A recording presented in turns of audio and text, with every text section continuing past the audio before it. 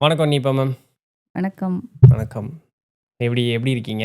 நல்லா இருக்கேன். நீங்க எப்படி இருக்கீங்க? ரொம்ப நல்லா இருக்கேன். போன தடவ உங்க கூட அளவலாவி மகிழ்ந்தது வந்து ரொம்ப சந்தோஷமா இருந்தது. ஓகே. மக்கள்ட்டயும் நல்ல ஒரு வரவேற்பு. அப்படியா? ஆமா. So thank you, thank you. என்ன சொல்றது உங்களுடைய ஃபாலோவர்ஸ்க்கு தேங்க்ஸ். சந்தோஷம். எல்லாருக்குமே தேங்க்ஸ் பண்ணிக்கிறேன். அதில தான் வந்து நான் என்ன பண்ணியிருந்தேன்னா, செவ்வாய், வியாழன் வந்து இந்த மாரி நம்ம இந்த மை டிஸ்க்ளோஷர்ஸ் வந்து போட்டுறலாம். பின்ன சனிக்கிழமை வந்து நம்ம நார்மல் நம்ம வேற கெஸ்ட்ட கூப்பிடுறவங்க போடலான்னு பார்த்தேன். அது என்னமோ அந்த பிரேக் பண்ணது வந்து சரிப்பட்டு வரல. ஏன்னா நம்ம அந்த செகண்ட் பார்ட்ல நான் பிரேக் பண்ணும்பொழுது, அதில வந்து நெறைய அ செய்திகள் நெறைய இருக்குன்னு சொல்லி பாசிட்டிவான கமெண்ட்ஸ் எல்லாம் சொல்லியிருந்தாங்க. சரி இனிமே பிரேக் பண்ண வேண்டாம். இந்த செவ்வாய், வியாழன்லாம் வேண்டாம். முழு பாட்காஸ்ட்டு புதன்கிழமை 1 ஓ! அந்த மை டிஸ்க்ளோஷர்ஸ்ன்னு போடுறது. அடுத்தது நம்ம வழக்கமா அ கெஸ்ட் கூப்பிடுறது சனிக்கிழமைன்னு இதாகி போச்சு. ஸோ ம், அதனால ம். உங்கனால எனக்கு அது ஒரு ஒரு பாடமா கிடைச்ச ஒரு இது புண்ணியத்தினால. பெரிய பெரிய வார்த்தையெல்லாம் சொல்லாதீங்க. ஓகே. ஓகே. இன்னைக்கு என்ன ம். கேள்வி கணைகளோட வந்திருக்கிறீங்க? ஓ! ஒண்ணும் இல்ல. அதாவது லாஸ்ட் டைம் வந்தப்போ நெறைய பேசணும், நெறைய கேட்கணும் அப்படின்னு சொல்லிட்டு தான் வந்தேன். ம். ஆனா வந்து உங்க கூட பேசுனதுல ஃபர்ஸ்ட் டைமா பார்க்குறோம். அப்புறம் நெறைய ஆர்வக் கோளாறுலாம் இருக்கும். அப்படி இப்படியே கொட்டி தீர்த்தரலாங்கிற மாதிரி அப்படியே அது ஸ்பான்டேனியஸா வந்துருச்சு. ஓகே. அப்ப என்ன வ ஸ்டார்ட் பண்ணோமோ அப்படியே அப்படியே அதிலிருந்து அப்படியே பிடிச்சு பிடிச்சு போயாச்சா? அப்ப நான் வந்து இது இன்னும் இந்த மாதிரி விஷயங்கள் கொஞ்சம் கொஞ்சம் எல்லாம் கேட்கணும் அப்படின்னு நெனச்சு வச்சது மிஸ் ஆயிடுச்சு. ஓகே. சரி அத கேட்டுறலாம் கேட்டுறலான்னு. Okay right. அப்படின்னு சொல்லிட்டு வந்தேனா. ஓகே. எனக்கும் அப்படிதான் என்ன பார்த்தவங்க எல்லாருமே ரொம்ப சந்தோஷப்பட்டாங்க. ம். என்னோட இந்த உங்க கூட பேசினது, உங்களுடைய விளக்கங்கள் எல்லாம் வந்து கரெக்ட்டான டைமுக்கு கிடைச்சதுன்னு சொன்னாங்க நெறைய பேரு. ஐயோ! ஒரு நான் இந்த மாதிரி ஒரு சிக்கல்ல இருந்தேன். இப்படி ஒரு இது இருந்தது. எனக்கு என்னமோ இதுக்கான விடை மாதிரி இருந்துச்சு அப்படிங்கிற மாரி சொன்னாங்க. அது பயனுள்ளதா இருந்ததுன்னா சந்தோஷம். ஆமா. அது எனக்கும் ஹேப்பியா தான் இருந்துச்சு. மகிழ்ச்சி. அப்போ அந்த மாதிரி சொன்னாங்க. அப்ப சின்ன குழந்தைகள்லாம் வந்து சொன்னாங்க. ம். நல்லாருக்கு. ஆமா எனக்கு ரொம்ப சந்தோஷம் அது. 10த் படிச்சது ஒண்ணு, 5த் ஸ்டாண்டர்ட் அப்புறம் 1 ஸ்டாண்டர்ட் பையன் ஒண்ணு. ம். அவன் கேட்டான்னு, "எதுக்கு அந்த ஆமா அவரு வந்து எதுக்கு எஸ்கேப் ஆயிட்டே இருக்காரு?" அப்படின்னு கேட்டுச்சு. உனக்கு என்னடா "அடடே! புரிஞ்சது அவரு எஸ்கேப் என்னடா?" ஆறேன்னு அப்படின்னு "நீங்க தானே கேட்டீங்க எஸ்கேப் ஆயிட்டே இருக்கீங்க" அப்படின்னு. அடடா! அப்படின்னு சொல்லி உட்காந்து பார்த்துருக்கேன்னு ரொம்ப அ ரொம்ப சந்தோஷமா இருந்துச்சு. பரவால்ல. மகிழ்ச்சி, குழந்தைங்க வந்து மகிழ்ச்சி. ஆர்வமா பார்த்தாங்க அப்படிங்கிறது. ஸோ இத நான் எதுக்கு சொல்றேன் ம். அப்படின்னா, நான் கேட்ட கேள்விகள் வந்து ஏற்கனவே நீங்க அதுக்கு பதில் சொல்லியிருந்திருப்பீங்க. நெறைய பேர் கேட்டிருப்பாங்க. அப்புறம் அதுக்கான விளக்கங்கள் அவங்களுக்கு வேற ஒரு புரிதல்ல இருக்கும் தான். இருந்தாலும், நான் இப்போ உங்களுக்கு மறுபடியும் நான் ஏன் வந்து எனக்கு இப்படி தோணுது அப்படின்னு சொல்லி உங்களுக்கு கேட்குறேன்னா, இப்போ திடீர்னு சேனல் பார்க்குறவங்க, ம். ஒண்ணுமே தெரியாது. உங்கள தெரியாது, யாரையுமே தெரியாது, என்னையும் தெரியாது.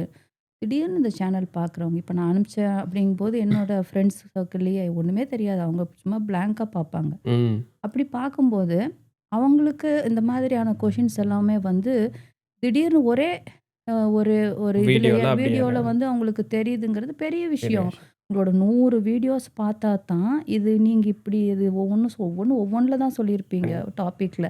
அப்போ டக்குன்னு இப்படி அவங்களுக்கு கிடைக்குதுங்கிறது அவங்களுக்கு அது பெரிய சந்தோஷமா இருக்கு. அது எனக்கும் ரொம்ப சந்தோஷமா இருக்கு. மகிழ்ச்சி. ம். அதனால இது வந்து நான் வந்து அத ப்ளஸ்ஸா எடுத்துக்கிறேன். ஏன் ரிப்பீட்டடா வருது அப்படிங்கிற மாரி இல்லாம. அப்புறம் நெறைய பேர் கேட்கும்போது நீங்களும் சொல்லியிருக்கீங்க. "ஏங்க இத நான் 1000 தடவ சொல்லிட்டேன். நீங்க ம். போய் பார்த்தீங்கன்னா தெரியும்" அப்படின்னு சொல்லுவீங்க. ம். பட் அவங்க அத ஃபர்ஸ்ட் டைம் தான் பார்ப்பாங்கங்கிறது எனக்கு அப்போ தோணுச்சு. ஓகே. ஓ! அதனால தான் அவங்க அப்படி ம். தெரியும். கேட்டிருக்காங்க ம். அப்படின்னு நான் நெனச்சுக்கிட்டேன். ஸோ அதனால ரிப்பீட்டடான கொஸ்டினா இருந்தாலுமே எங்களுக்காக பொறுத்து பொறுத்து. அத வந்து நீங்க சொல்லுங்க ஓகே. அப்படிங்கிறத ரெக்வெஸ்ட்டா உங்ககிட்ட பரவால்ல, பரவால்ல. அது கேட்கிறேன்.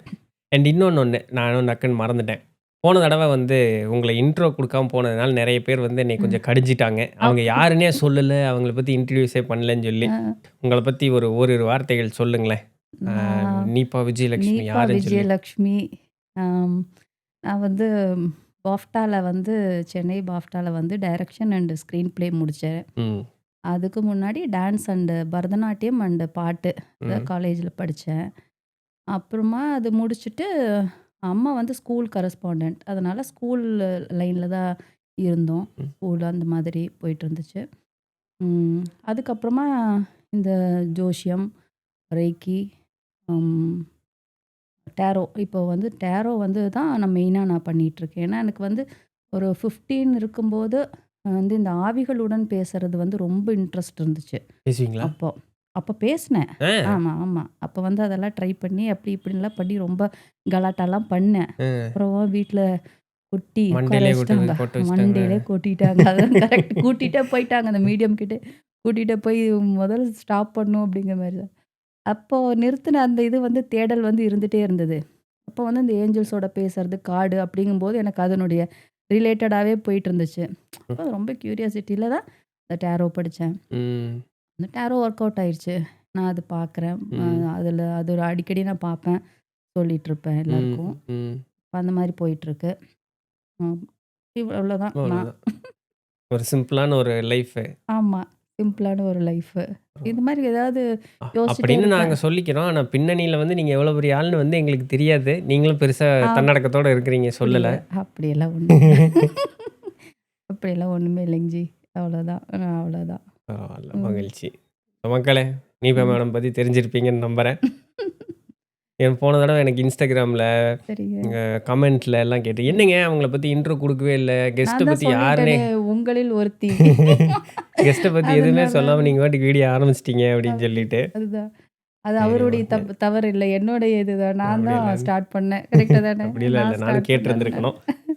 ஓகே. பரவா ம். பரவாயில்லைங்க. அதுதான் லாஸ்ட் டைம் விட்டு போனதுல என்ன கொஸ்டின் அப்டின்னா, உங்களுக்கு நீங்க வந்து உங்களுடைய லைஃப்ல இந்த விஷயத்த விட்டுறணும் அப்படின்னு சொல்லி நெனச்சு, உங்கள விட்டு போகவே போகாத ஒரு விஷயம் இருக்கும். அது என்ன? அடுத்தவங்களுக்கு பாவம் பார்க்கறது.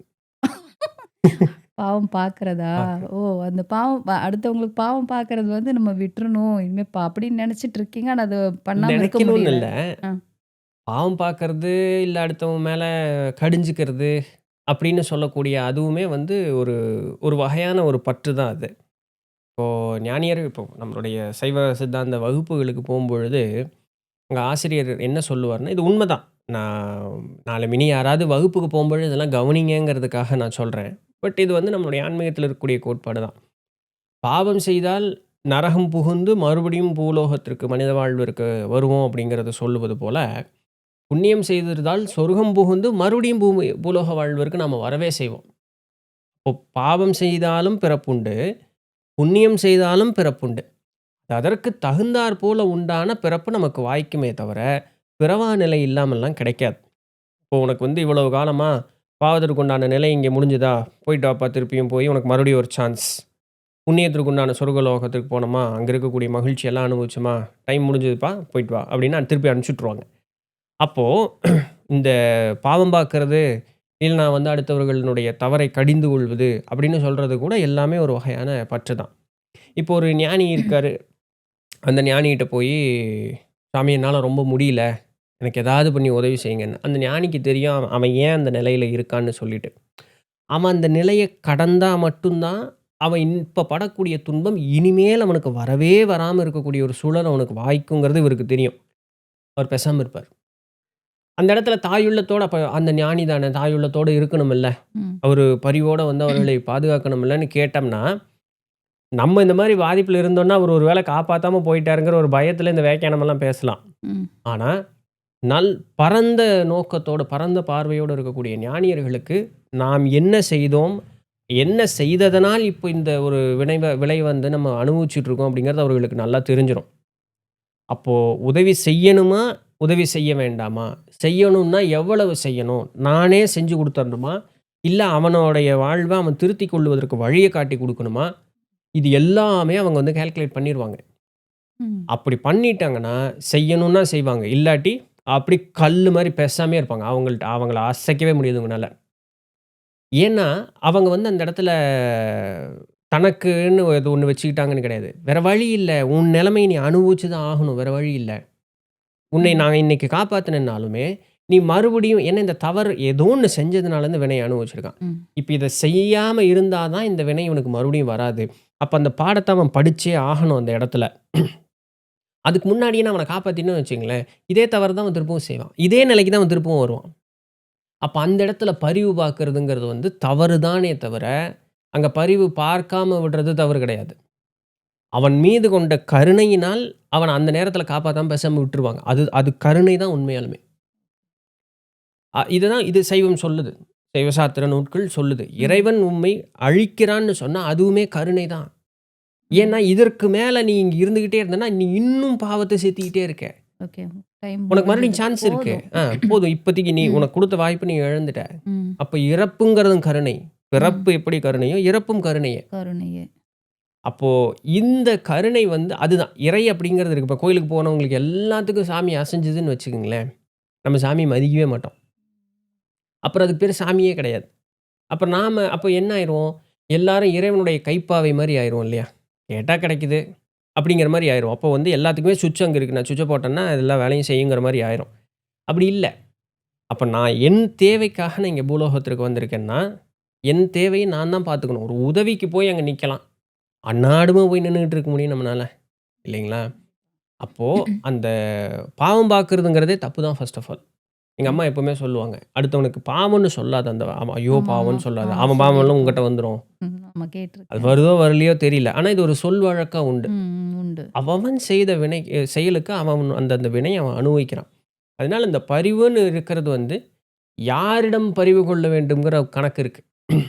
இப்போ அ பகவத்கீதையிலிருந்து எல்லா சித்த பெருமக்களினுடைய நூட்கள் வரைக்கும் இருக்கக்கூடிய அந்த ஒரு வார்த்தை என்ன அப்படின்னு சொன்னா, "நல்லவனுக்கு இதை ஈவாய்" அப்படிங்கிற வார்த்தைய எழுதுவாங்க. அப்படி இல்லைன்னா, உன்னுடைய தலை வெடிக்கும்ங்கிற சாபம் அதுல இருக்கும். ஓ! இன்னைக்கு எல்லாம் பிரிண்ட் போட்டு, புக் போட்டு அடிச்சுக்கிட்டு இருக்காங்க. எத்தன பேர் தலை வெடிச்சது அப்படின்னு நம்ம கேட்குறோம். ஒண்ணும் ஆகுறது இல்லைன்னு. அது வந்து தலை வெடிக்குதுன்னா, தலை வெடிச்சு சாகுறான்னு அங்க புரியுது, கிடையாது. புரியுது. அதற்கு ஒப்பான துன்பம் உன்கிட்ட வந்து சேரும். எப்போ? இந்த அறிவை இந்த படிக்கிறவன் தவறாக பயன்படுத்துங்கால் அப்படின்னு சொல்றது. அப்ப என்ன சொல்றாங்க? அப்ப பகவத்கீதையில இருக்கு. அவர் அத்தன அத்தியாயத்தையும் சொல்லியும் போட்டு, கடைசியா அவர் முடிக்கும்போது கண்ணவரன் என்ன சொல்வார்? நல்லவனுக்கு மட்டும் தான் இத வந்து போய் சேரணும்னு சொல்லுவார். பகவத்கீதை எல்லாம் டிசைனா பிரிண்ட் போட்டு அடிச்சு குடுத்துக்கிட்டு இருக்காங்க. ஏன்னா, அந்த கன்டென்ட் அந்த அளவுக்கு. ஆமா. இப்போ புரிதல் வேணும். எந்த இடத்துலயும் பாவ, புண்ணியம் அப்படிங்கிறது வந்து ஒண்ணு, இந்த உலக வாழ்வில மனிதன் ஏற்படுத்திக் கொண்ட கோட்பாடு தான் அப்படிங்கிறது தான் உண்மை. பாவம்ங்கிறது ஒண்ணும் இல்ல, புண்ணியம்ங்கிறது ஒண்ணும் இல்ல. அவரவர் செயல் செய்றான். அந்த செயலுக்கு வந்து உண்டான வினைய அனுபவிக்கிறான். இப்ப அந்த பற்று அப்படிங்கிறது ஒண்ணு இல்லாம ஒரு செயல் செய்யும் பொழுது, அது செயலாக கருதப்படுவதே இல்லைங்கிறது தான் ஆன்மீகத்தினுடைய ஒரு நோக்கம். அதனால தான் கிருஷ்ண பகவானுக்கு வந்து 8 மனைவியர்களும், பின்ன மனைவிங்கிற பட்டம் கொடுக்கப்பட்ட பல ஆயிரம் எத்தன 79,000 எவ்வளவோ மனைவியர்கள் உண்டு. அந்த வர அசுரன்ட்டருந்து இது பண்ணுவாங்க. இத்தனையும் செஞ்சு, அவருக்கு வந்து குழந்தைகள் உண்டு. எல்லாமே உண்டு. ஆனா, அபிமன்யுனுடைய மனைவியினுடைய கருவுல வந்து இந்த பிரம்மாஸ்திரத்த எய்ஞ்சோனே அந்த கரு இறந்துரும். அப்ப அதை திருப்பி உயிர்ப்பிக்க வைக்கணும்னு ஒரு பிரம்மச்சாரி வரணும் ஆமா. அப்ப அப்படிம்பாங்க. கிருஷ்ணர். கிருஷ்ணர் தான் வந்து ஆசீர்வாதம் பண்ணணும்னு அது உயிர் தரும். ம். அப்ப நீ எப்படி பிரம்மச்சாரி? அவங்க எந்த காரியத்தையும் செய்ததாவே கணக்கில்ல. அவனுக்கு பற்றே கிடையாது. அவரு மாரி வாழ முடியாதுங்கிறது தான் இல்லைங்களா? உண்மை. ம். அப்போ ஒரு மாபெரும் ஒரு போரையே நடத்தி முடிச்சாலும் கூட, பெரிய பெரிய நாட்டினுடைய பெரிய பராக்கிரமம் கொண்டவர்களுடைய பெண்களை வந்து அவரு திருமணம் செய்திருந்தாலும் கூட, அத்தன செல்வ செழிப்போடு அவர் வாழ்ந்திருந்தாலும் கூட, எத்தனையோ செயல்கள் அவர் செய்திருந்தாலும் கூட, ஒரு செயல் கூட அவர் செய்ததாக அந்த இடத்துல அவரு கணக்கே எடுக்கப்படல. கணக்கு எடுத்துக்கல. அவரு அவரு அப்படி நினைக்கவும் இல்ல. ஆ இல்லைங்களா? இப்ப இந்த ஒரு அறிவு தவறான ஒருத்தன் கையில போச்சுன்னா என்ன ஆகும்? இப்ப நமக்கு இது புரியுது. புரியுது. ஆனா இம்ப்ளிமெண்ட் புரியாதவங்களுக்கு பண்ற அளவுக்கு புரிய நமக்கு இன்னும் வாய்ப்பே இல்ல. வ அதனால தானே கிருஷ்ணர வந்து நெறைய பேரு புரியாம பேசுறாங்க. இல்லைங்களா? இப்ப நமக்கு இம்ப்ளிமெண்ட் பண்ற அளவுக்கு நமக்கு வந்து ஒரு வைராக்கியம்ங்கிறது மனசுல இல்ல. ஆனா, இதை இத வந்து செயல்படுத்துவதற்கு உண்டான வைராக்கியத்தோடு ஒருத்தன் இருந்து, ஆனா அவனுடைய மனமானது தெளிவு இல்லாம ஒரு தவறான ஒரு மனோநிலை கொண்டவனாக இருந்துட்டான்னு வச்சுக்கங்களேன், எவ்வளவு பெரிய அழிவு அந்த ஒருத்தனால வந்து சேருங்கிறது ஒண்ணு இருக்கு இல்லையா? கண்டிப்பா. அவன் என்ன செய்தாலும் அந்த பற்றற்ற ஒரு நிலையில இருப்பான். ஆனா எல்லா காரியமும் தவறாவே செஞ்சுட்டு இருப்பான். இது மாதிரி இருக்கக்கூடிய காரியங்கள்னால தான் நம்மளுடைய பெரியவர்கள் முக்கியமான விஷயங்கள குடுக்காதன்னு வைப்பாங்க. தரம் பார்த்து குடு, பாத்திரம் அறிந்து பிச்சையிடுன்னு பாத்திரம் சொல்றாங்க இல்லையா? அறிந்து ஆமா பிச்சையிடுங்கிறது ரொம்ப ஆ பெர்ஃபெக்ட்டுங்க உண்மையிலேயே. அதுதான். ஒரு நம்ம கலைய இங்க ஒருத்தங்கிட்ட குடுக்குறேன்னா ஆமா. கவனமா இரு. சொன்ன மாரி இந்த வைரம்ங்கிறது வைரக்கல்லுங்கிறது அவங்களுக்கு தெரிஞ்சா தானே அத அது ஹேண்டில் வைரம். பண்ண தெரியும். கரெக்ட். கல்லு இத பத்திரமா வச்சுக்கோ அப்படின்னு சொன்னா, அவன் பாட்டுக்கு தூக்கி கரெக்ட். போட்டுட்டான்னா, அது என்ன ம். யூஸ் இருக்குது? குடுத்ததுக்கும் வேல்யூ இல்ல, வாங்குனதுக்கும் கரெக்ட். வேல்யூ இல்ல. அந்த மாரி நீங்க சொல்றது இந்த குப்பையில் கரெக்ட் தான். கிடந்த மாணிக்கம் தான் மாரின்னு வச்சுக்கங்களேன் அது. அதுதான், அதுதான். அதனால அந்த ஒரு ஒரு பாவம் பார்க்கிறதுங்கிறதே ஒரு தவறான ஒரு காரியம் தான். அது என்னமோ அப்புறம் மண்டைக்குள்ள அதான் அப்படின்னு நீங்க சொல்றது பாவம் பார்க்கறது அப்படிங்கிறது ஒரு ஒ எந்த எந்த மாரி சிச்சுவேஷன்ல நீங்க சொல்றீங்க இப்போ? எது ஒண்ணுக்குமே நம்ம வந்து அந்த பாவம் பார்க்கிறதுங்கிறது தப்பு தான். என்ன அது நம்மகிட்ட அவங்க இருக்க ஒரு அவங்க அனுபவிச்சாகணுங்கிற விதியில இருக்காங்க. உண்மதான். ஆனா என்ன ஆனா நம்மளுக்கு நம்மனால வந்து அத பார்த்துட்டு ஆமா. ஞானி மாதிரி நமக்கு வந்து முக்காலம் ம். உணர்ந்த ஒரு நிலை அப்படிங்கிறது நம்மகிட்ட இல்ல. இல்லையே! அதனால சக மனிதருக்கு ஒரு உதவி அப்படிங்கிறத செய்யலாம். ம். இப்போ வந்து ஒரு ஒரு எடுத்துக்காட்டுக்கு சொல்றேன். ஒருத்தவங்க ஏதோ ரோட்ல ஒருத்தங்க அ அடிபட்டுட்டாங்க. உடனே போய் அவர்களுக்கு ம். உதவி செய்றீங்க. மருத்துவ உதவி செய்றீங்க. அவங்கள வந்து நல்லபடியா வீட்ல கொண்டு போய் விடுறீங்க. இதற்கெல்லாம் ஒரு சூழல் அமையும் ம். கால். இதெல்லாம் பண்றீங்க. ஓகே. ஆயுசுக்கு அவங்கள உட்காந்து ஃபாலோ பண்ணிட்டே அது இருந்தீங்கன்னா, பண்ண முடியாது. அது சான்ஸ் இல்ல. ஐயோ! பாவங்க அவங்களுக்கு அடிபட்டுருச்சுங்க. அவங்கள பார்த்துக்கிறதுக்கு ஆள் இல்லைங்க. நாம தான் உன் குடும்பம் குழந்தை குட்டிக்கே நீ சம்பாரிக்கிறது பத்த மாட்டேங்குது. அது நீ இப்படி ஊரானுக்கு பூரா பாவம் பார்த்துக்கிட்டு இருந்தேன்னா, ஆமா அந்த மாதிரி பண்ண இல்லைங்களா? முடியாது. அந்த மாதிரி. அப்போ நம்மனால என்ன பண்ண முடியும்னா, நம்மளால முடிஞ்சத நம்ம செய்யலாம். அவ்வளோதான். நம்ம அந்த வந்து அளவுக்கு பிரயத்தனம் பண்ணாமயே இருக்கவும் கூடாது. நம்ம கூடாது. நம்ம வந்து ஏன்னா ஆன்மீகம் செய்யணும். அதையும் கூடாதுன்னு சொல்லவே இல்ல. உன்னால் இயன்ற உதவிய நீ செய். ம்.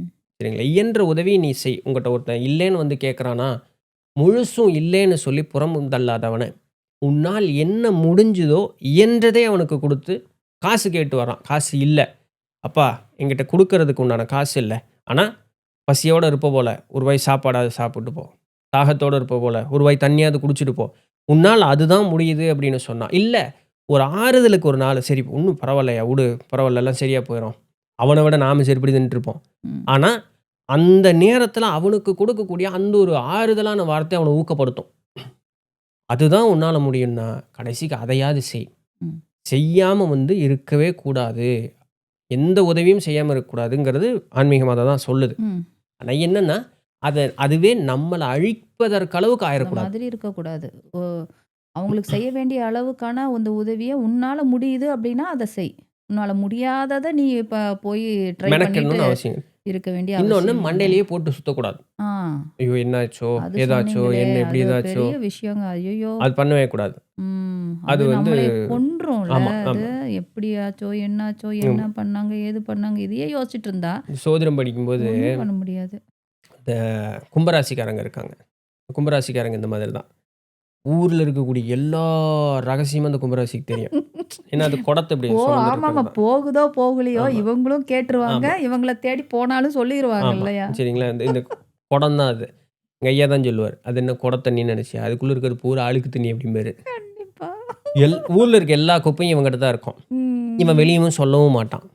இவன் பிரச்சனையும் வெளிய சொல்ல மாட்டான். அவங்க பிரச்சனை வெளியிலயே வரவே வராதுங்க. வராது. ஊராம் பிரச்சனையும் இவன் வெளியவும் சொல்ல ஆச்சரியம். மாட்டான். ம். இப்ப இது என்ன ஆகும்னா, எல்லா குப்பையும் இங்க டம்ப் பண்ணிட்டு அவன் நிம்மதியா போயிருவான்.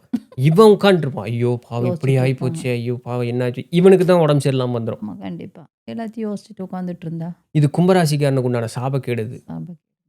அது அவன் ஆமா. அப்படி பண்ணக்கூடாதுங்கிறதுக்காக ஆனா அவனுடைய குணம் அது. குணம். ஒண்ணும் பண்ண முடியாது. அப்படின்னு சொல்றோம் சொன்னாலும் இல்லையா? இது சொன்னா கூட, "ஐயோ! இப்படி இருக்கா? நம்ம இனிமே இப்படி இருக்கக்கூடாதுன்னு" பண்ண மாட்டாங்க. பண்ண மாட்டாங்க. அது மறுபடியும் அத தானே பண்ணுவாங்க. இப்ப இங்க பூமிக்கு அதுதான் பாடம் படிக்கிறதுக்கு வர்றோம். இப்ப ஏன் நமக்கு இந்த மாரி ம். குணாதிசயங்கள் இருக்கு? அந்த குணத்த நீ மாத்துங்கிறதுக்காக தான் இங்க பண்றோம். கரெக்ட். இல்லைங்களா? ம். அப்போ அவன் வந்து என்னன்னா, அடுத்தவன் வந்து அனாவசியம் பேசுறான். அப்படின்னா, அத வந்து நிறுத்துறக்கு ஆ. தெரியணும். ஆமா. நீங்க இல்ல சொன்னீங்களே. அங்கருந்து விலகுறதுக்கு அவனுக்கு வந்து தெரியணும். ஆமா. நோ சொல்லணுங்கிற இடத்துல நோ சொல்லிரணும்.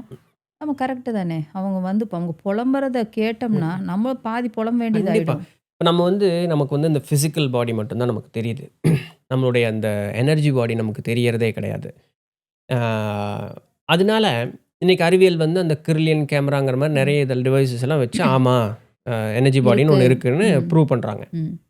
இப்ப இந்த பிராணிக் ஹீலிங், ரெய்க்கி மாரி எல்லாம் படிக்கும்பொழுது நம்ம இந்த எனர்ஜி பாடி தான் கிளென்ஸ் பண்ணுவோம். இப்போ ஒரு புலம்பலான ஒரு மனோநிலையோட ஒருத்தவங்க வர்றாங்கன்னு வச்சுக்கங்களேன், ஃபர்ஸ்ட்டு நம்மகிட்ட இன்டராக்ட் ஆகுறது அவங்களுடைய எனர்ஜி பாடி தான் இன்டராக்ட் ஆகும். அப்ப என்ன ஆகும்னா, நம்ம வந்து பிசிக்கலா நம்மள ஏதோ ஒண்ணு மருந்து, மாத்திரை இது பண்ணி இது பண்ணலாம். அதுக்கு வழி இருக்கு. இந்த எனர்ஜி கிளென்ஸ் பண்றதுக்கு நமக்கு வழி இல்ல. ம். கோயிலுக்கு போலாம், ஆற்றுல முங்கி எந்திரிக்கலாம், தியானம் பண்ணலாம். யாரு பண்றா இதெல்லாம் முதல்ல? பண்ண மாட்டாங்களே. இதெல்லாம் பண்ணுனா எனர்ஜி பாடி கிளென்ஸ் ஓகே. ஆகும். என்னுடைய மனோநிலைய அமைதியா நான் வச்சுக்கிறதுக்கு முற்படணும். ம். இதெல்லாம் பண்ணுனா எனர்ஜி பாடி கிளென்ஸ் ஆகும். ம். அப்படி இல்லன்னா, சரி ஒரு நாள் பூரா ஒரு 10 பேர்ட்ட இந்த மாரி சந்திக்கிறாங்க. தினமும் சந்திக்கிறாங்கன்னா, இவன் எவ்வளோ தியானம் பண்றது? எத்தன ஆமா. தடவ கோயிலுக்கு ஏறி ரொம்ப இறங்குறது? ரொம்ப இல்லைங்களா? கஷ்டம் தான். ஆமா. இப்படி தான் கிளென்சிங்கே மாட்டிறக்கூடாது. பண்ணிட்டே உட்காந்துருக்க வேண்டியது தான். அந்த மாதிரி அதனால தான் தான் நம்ம எல்லா இருக்கோம். சைக்கியாட்ரிஸ்ட்டும் பாருங்க, இவங்க ஒரு கட்டத்தில மனநலம் பாதிக்கப்பட்டவங்களா ஏன்னா மாறிடுவாங்க. எல்லாத்தையும் கேட்டு உள்ள கேட்குறாங்க டம்ப் இல்லையா? ஆயிடுதோம். கண்டிப்பா. ஆங்கில முறை வந்து உங்களுக்கு கோயிலுக்கு போன்னு சொல்லாது. ம். நீராடுன்னு சொல்லாது. ம். தியானம் பண்ணுன்னு சொல்லாது. ஏன்னா அவனுக்கு தெரியாது பாவம். அவன தப்பு சொல்லி இல்ல. அவனுக்கு வந்து இன்னும் எல்லாமே இப்ப இந்த இந்த 5 புலனோட நான் வந்து நேர்பட அனுபவிக்கிறத மட்டும் தான் நான் நம்புறேன்னு சொல்லிட்டு சுத்துற ஆளு. அதற்கு ம். அப்பாற்பட்டு என்ன இருக்குன்னு அவனுக்கு தெரியாது. அதனால அந்த பாடத்திலேயே எதுவுமே ம். கிடையாது. இல்ல. அப்ப அவனுக்கு அவன குறை சொல்லி தப்பில்ல. அது அப்படிதான். ம். நம்மளுடைய சோதிடர்களோ, ம். பாரம்பரிய மருத்துவர்களோ பாருங்களேன். ம். அந்த இடத்துக்கு போனீங்கன்னா வீடு பூரா சாமி போட்டோவா இருக்கும். நல்ல நறுமணம் இது இருக்கும். சாமிக்கு பூஜை பண்ணுவாங்க. ஆமா. அடிக்கடி கோயில் குளத்துக்கு போவாங்க. ம். குளத்துல ஒரு நீராடுவாங்க. பாசிட்டிவ் தியானம் எனர்ஜி இருந்துட்டே இருக்கும். சும்மா ஆ, போனா கூட நமக்கு என்னமோ சரியான ஆ. மாதிரியான ஒரு இப்போ இது ஃபீல் ஏன் இருக்கும். பண்றான்னு கேட்டா, பெரிய பக்திமானுங்க. பக்தியும் கிடையாது, ஒண்ணும் கிடையாது. அவன் சுத்தம் பண்ணிக்கிறதுக்கு அதான் வழி. இல்லைங்களா? கண்டிப்பா. பக்தி ஓகே. ஆனா, அதனுடைய பர்ப்பஸ் என்னன்னா, அவன் கிளென்ஸ் பண்ணிக்கிறதுக்கு. ஆமா. Cleansing method. உப்பு உப்பு போட்டு கல் உப்பு போட்டு ஆமா. குளிக்கிறது. கரெக்ட். இல்லைங்களா? ம். ஸோ, அப்போ இந்த மாதிரி விஷயங்கள்லாம் பண்ணோம். அப்போ ஒருத்தன் மேல பாவப்படுறது கூட இவ்வளவு வினை நம்மகிட்ட கொண்டு வந்து சேர்க்கும். பாருங்க. அந்த மாதிரி ஒரு விஷயம் இருக்கு. அத வந்து விடணும்னு நீங்க நெனச்சிட்டு இருக்கீங்க. அத விட முடியல. அ தவிச்சிட்டு இருக்கீங்க. விடணும்னு நெனச்சேன்னா, நான் வீட்ட விட்டு இந்நேரத்துக்கு எங்கேயோ கிளம்பி இருந்திருப்பேன்ல. அடுத்த கொஸ்டின் அங்க தான் வரேன்.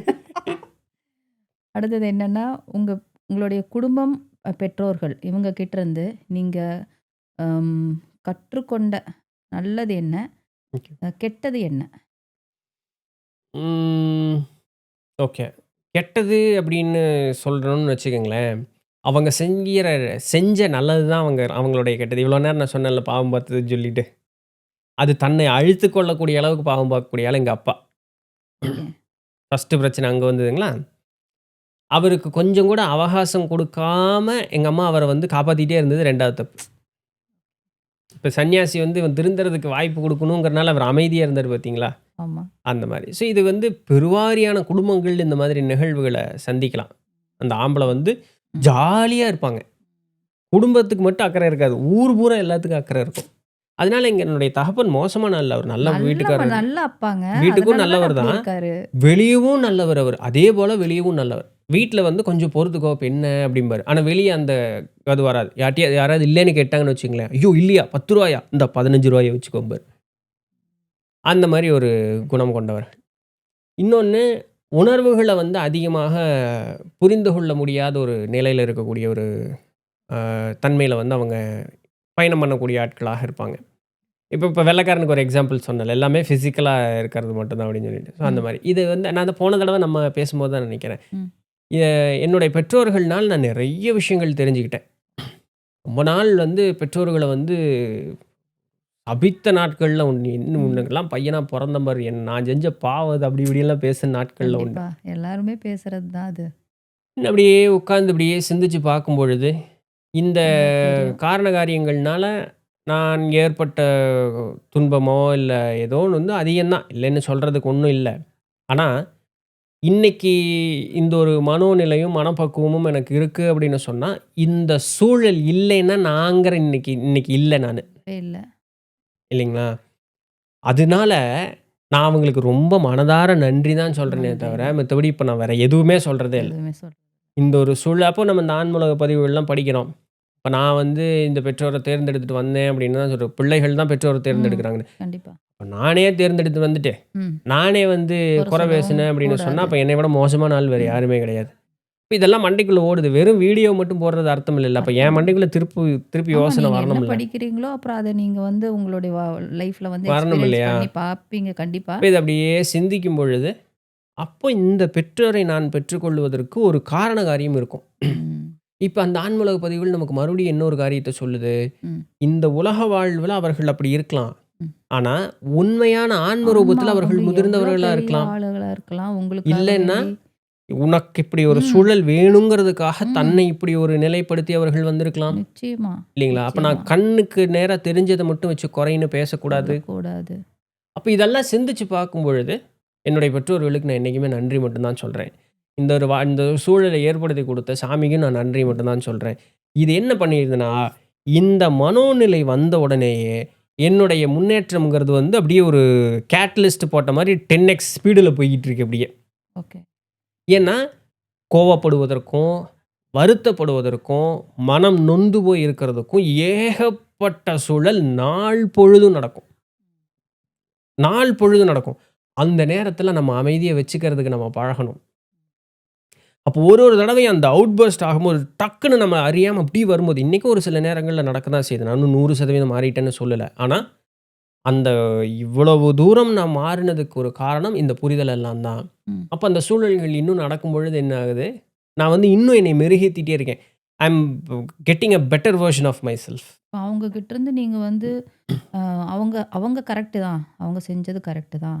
இல்ல சரி, அவங்க தவறுன்னு ஒண்ணுமே அப்படின்னு கிடையாது இல்லைங்களா? அந்த மாரி நீங்க அவங்க அவங்க எடுத்துக்கல. தன்மையில அவங்க இருக்காங்க. ம். அதுல நம்ம வந்து அவங்க செய்றது சரி, தவறுங்கிறதுக்கு வந்து இல்ல நீங்க பெற்றோர் ஏதாவது எடுத்துக்கிட்டீங்களான்னு கேட்கிறேன். இந்த விஷயம் நம்ம இப்படி நெனச்சுட்டு அத விட்டுட்டோம். அவங்கள ஆமா. குறை அப்போ சொல்லிட்டோம். அவர்கள் நடந்து கொள்ளக்கூடிய விதம் வந்து விதம். நான் ம். இன்னொருத்தங்கிட்ட நடந்துக்க கூடாது இல்லையா? கரெக்ட். அத வந்து நீங்க அத ஒரு லெசனா எடுத்துக்கிட்டீங்க. ஆமா. நான் வந்து இன்னொருத்தங்கள்ட்ட அப்படி நடந்துக்க அதான் கூடாது. பாடம். அதெல்லாம் நம்ம இது பண்றது தான். அதனால மக்கள் மத்தியில இது ஒரு தவறான கருத்தா போயிறக்கூடாதுங்கிறதுக்காக நான் மறுபடியும் ஒரு மேற்கோள் காட்டுறேன். ம். எல்லா பெற்றோர்களும் நல்லவர்கள் தான். அவங்க தான். உண்மையிலேயே அது அவர்கள் மூலமா நமக்கு ஒரு பாடம் கிடைக்குது. பாடம் தான், பாடம் தான். நம்ம வந்து வெறுக்கவே வேண்டிய அவசியமே அவசியமே கிடையாது. நம்ம கிடையவே கிடையாது. யாரையுமே வெறுக்க வேண்டாம். யாரையுமே வெறுக்க வேண்டியதில்ல. மெயினா பேரண்ட்ஸ நம்ம வெறுக்க வேண்டிய கண்டிப்பா. அவசியமே கிடையாது. ஏன்னா இது இது எங்கேயோ நம்ம ஏற்படுத்தின ஒரு பந்தம் தான். அதனால கடைசிக்குங்க. கடைசிக்கு அவ்ளோ இல்லைங்க. நீங்க என்ன சொன்னாலும் என்னுடைய மனம் பொறுக்க மாட்டேங்குது. அவ்ளோ மோசமான பெற்றோர்கள் என்னுடைய பெற்றோர்கள்ன்னு யாராவது ஒருத்தர் சொல்றதுக்கு முற்படுறாங்கன்னு வச்சுக்கங்களேன். ம், ஒரே ஒரு நன்றி, கடைசிக்கு ஒரு நன்றிக்காகவாது ம். நம்ம வந்து அவங்ககிட்ட வந்து தன்மையா நடந்துக்கணும். நான்கிறது இன்னைக்கு இங்க இருக்கிறதுக்கு இந்த உடல் காரணம். ஏற்படுத்தி குடுத்தாங்க பார்த்தீங்களா? அந்த ஒரு ஒரு நன்றியே ஒரு போதும். நன்றியே போதுமானது. அதுவே பெரிய ஒரு ஆமா. விஷயம் தான். கண்டிப்பா. அதனால அந்த மாதிரி ஒரு நல்ல ஒரு பதில். அடுத்ததாக நான் என்னன்னா, இப்போ நம்ம நெறைய பேர சந்திக்கிறோம். இப்ப நானே இருக்கேன்னு வச்சுக்கோங்க எக்ஸாம்பிள். இப்போ ஒரு உங்கள ஏதோ ஒண்ணு யோசிக்கிறேன். இல்ல ஏதோ ஒரு ஒரு பதில் மாதிரி ஏதோ ஒரு வேர்ட் மாதிரி என்னமோன்னு சொல்லிடுறேன். சொல்லிட்டு யோசனையில இருக்கேன். இல்ல வேற ஏதோ பேசுறேன். இப்ப இந்த மாரி நெறைய பேர் நீங்க சந்திச்சிருப்பீங்க. நெறைய பேர் இருப்பாங்க. முழுசா பேச மாட்டாங்க. கொஞ்சம் பேசுவாங்க. அப்புறம் முரண்பாடா ஏதோ ஒண்ணு சொல்லிருவாங்க. இந்த மாரிலாம் இருக்கும். ம், ஆனா, அவங்க தெளிவுபடுத்தி உங்ககிட்ட இதுதான், அதுதான் அப்படின்னு சொல்லி எக்ஸ்ப்ளனேஷன் குடுக்க வேண்டிய அவசியம் இல்லாம, ம், உங்களுக்கு ஆட்டோமேட்டிக்காவே இதுதான் யோசிச்சாங்க. ம். இதுதான் அவங்க பேச வந்தாங்க.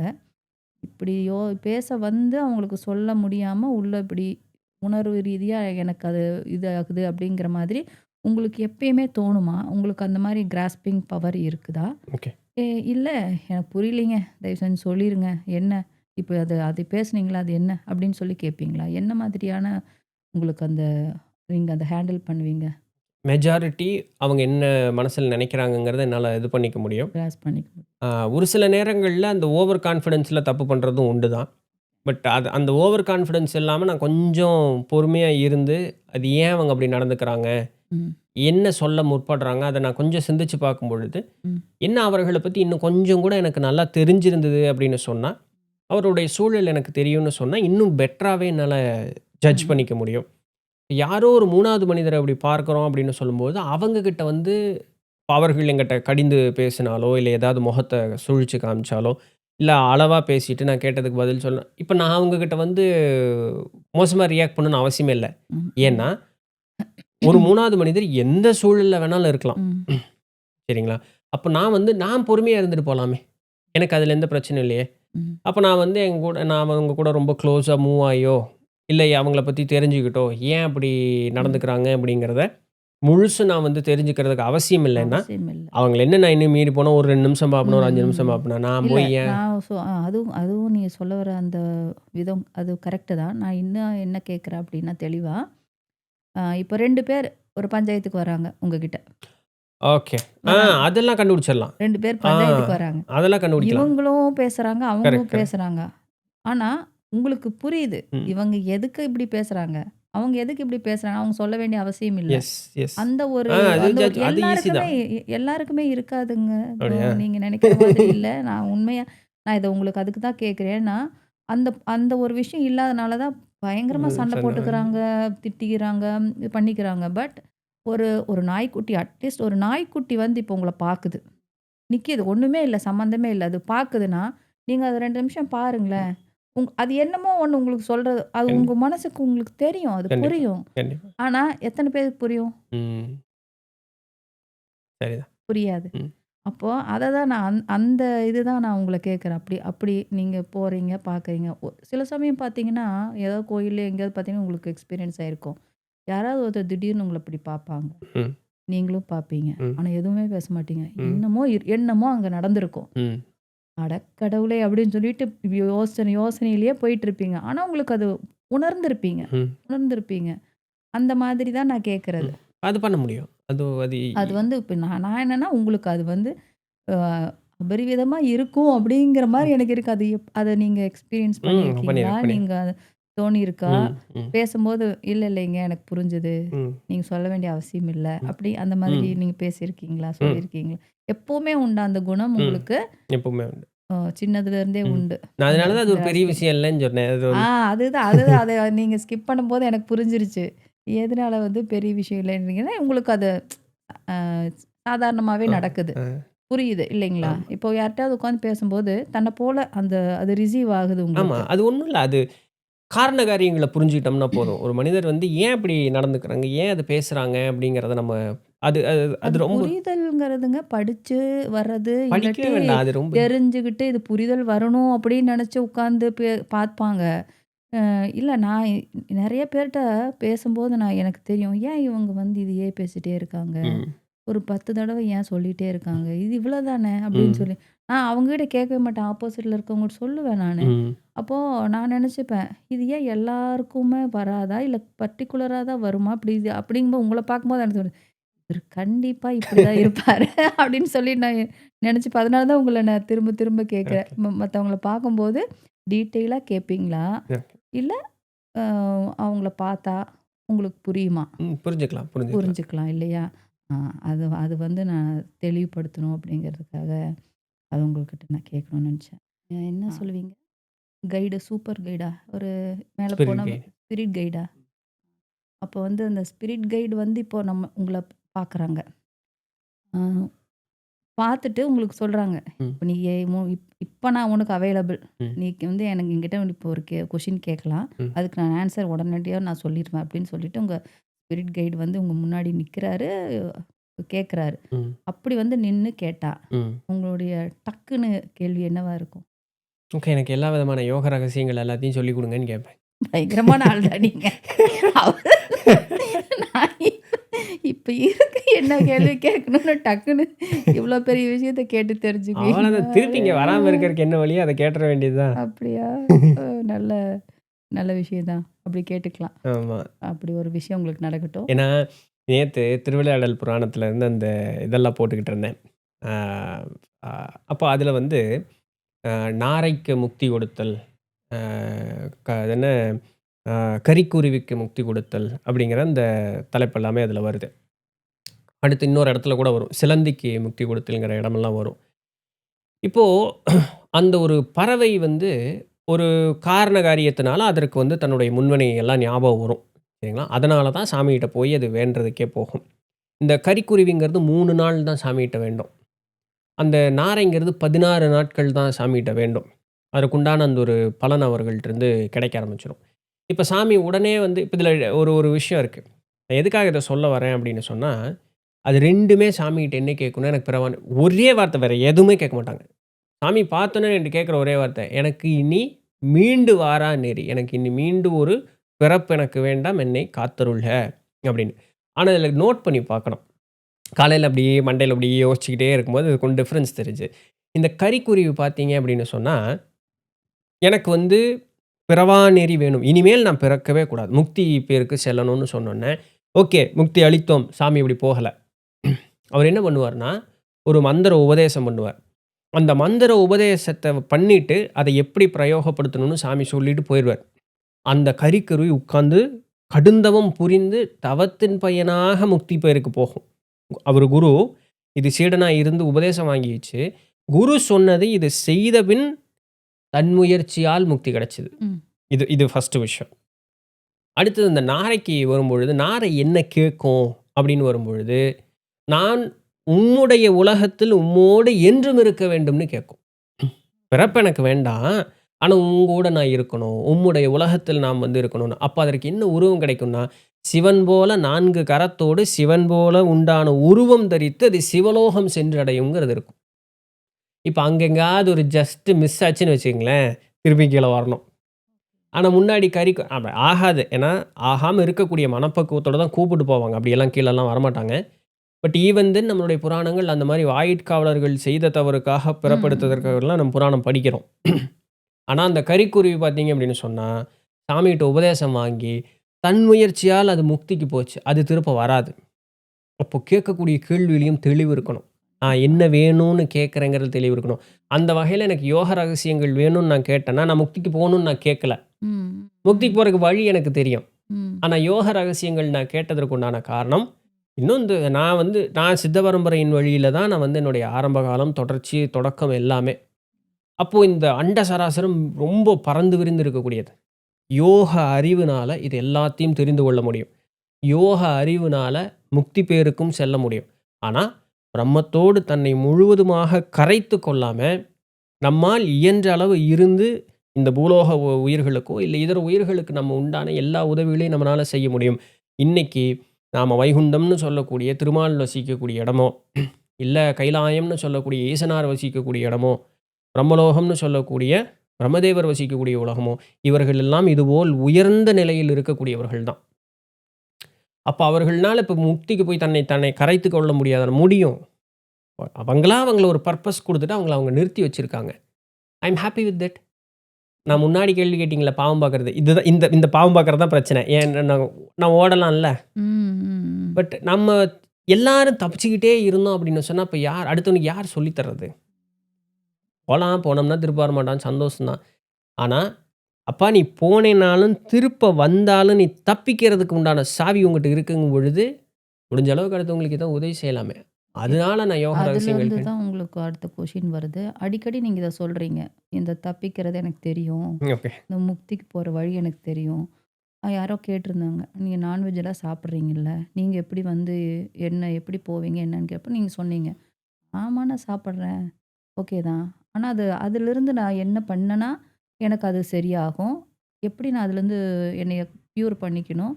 அதனால எனக்கு எந்த பாதிப்பும் இல்லாம நான் மேல போறது எப்படிங்கிறது எனக்கு தெரியும் அப்படின்னு சொல்லி நீங்க சொன்னீங்க. இவ்வளோதான் நீங்க சொன்னது. அதுக்கு மேல எதுவும் சொல்லல. அது என்னது? அது அத பத்தி எங்களுக்கு கொஞ்சம் சொல்லுங்க. அது எப்படி என்ன தெரியும்? என்ன நீங்க பண்ணிப்பீங்க? தெரிஞ்சா நாங்களும் பண்ணிப்போம். அது ஒரு இதுதான் வேற ஒண்ணும் இல்ல.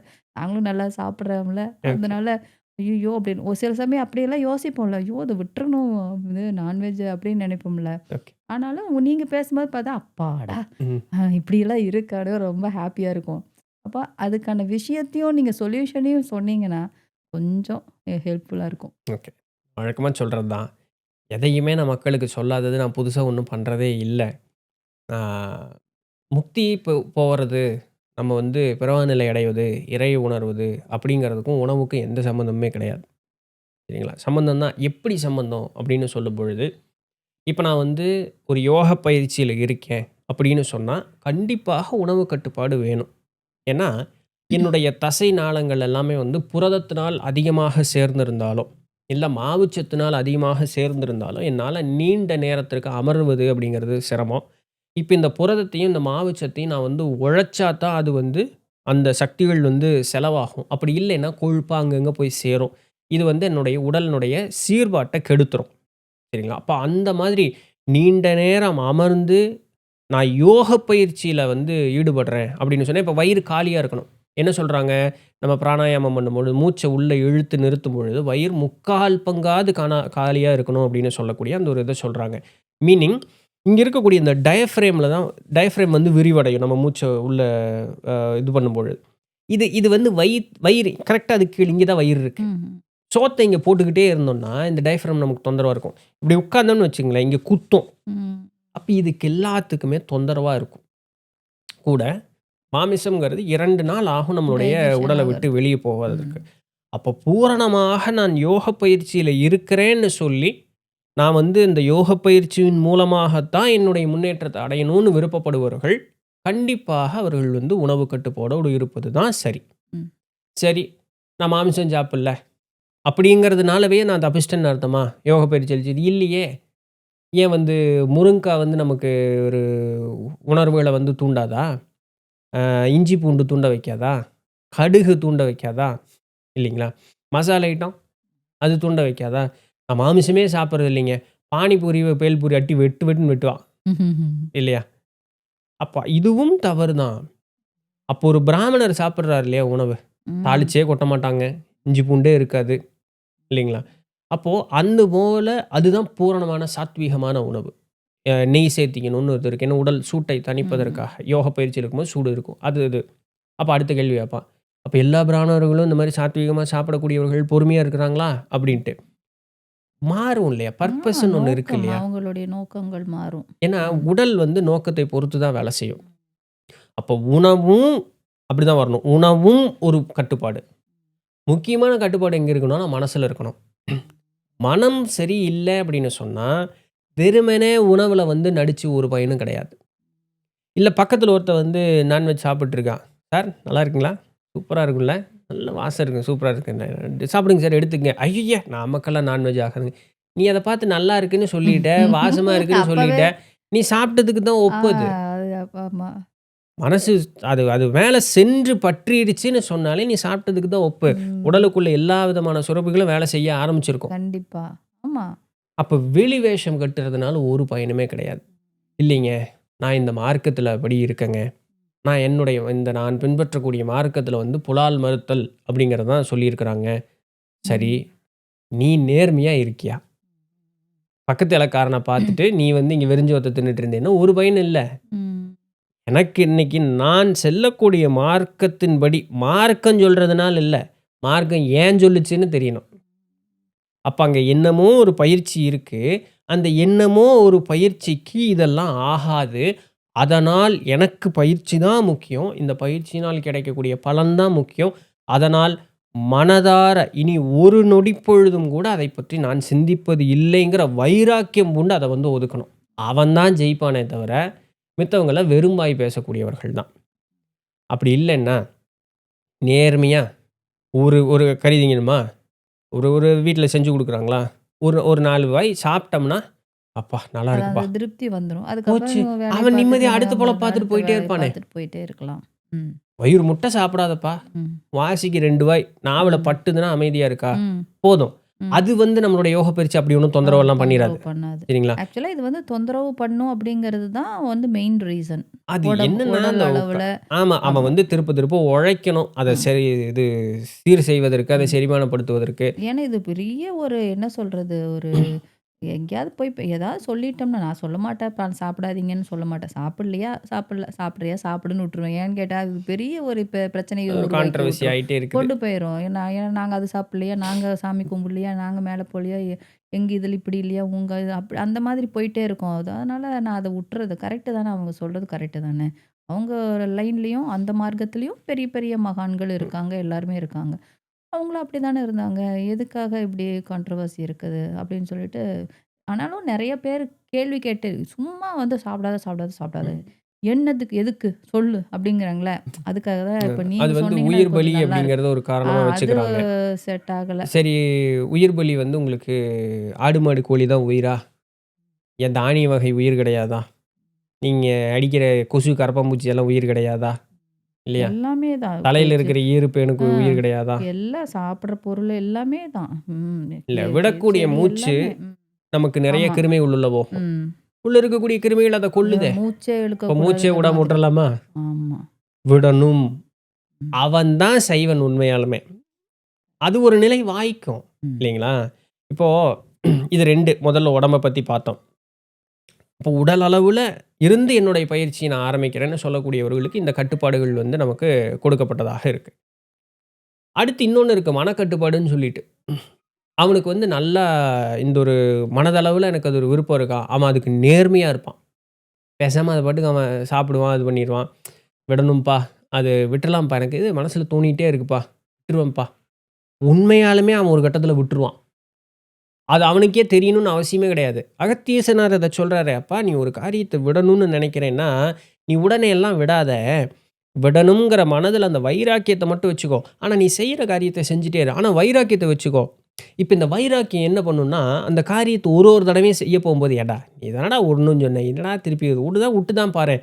இது உங்கள ஊக்கப்படுத்திக்கிட்டே இருக்கும். ம். ஒரு கட்டத்துக்கு மேல நீங்க குறைச்சு ஒரு கட்டத்துக்கு மேல நெகட்டிவ்‌க்கு போமாட்டீங்க. 0ல இருப்பீங்க. இப்ப 0 தான் வந்து என்னைக்குமே வந்து சேஃப். ம். நெகட்டிவ் போனாலும் பாதிப்பு, பாசிட்டிவ் போனாலும் பாதிப்பு. நீங்க சமநிலையில இருப்பீங்க. சமநிலையில இருக்கவன் ஒரு நாளும் அசையவே மாட்டான்.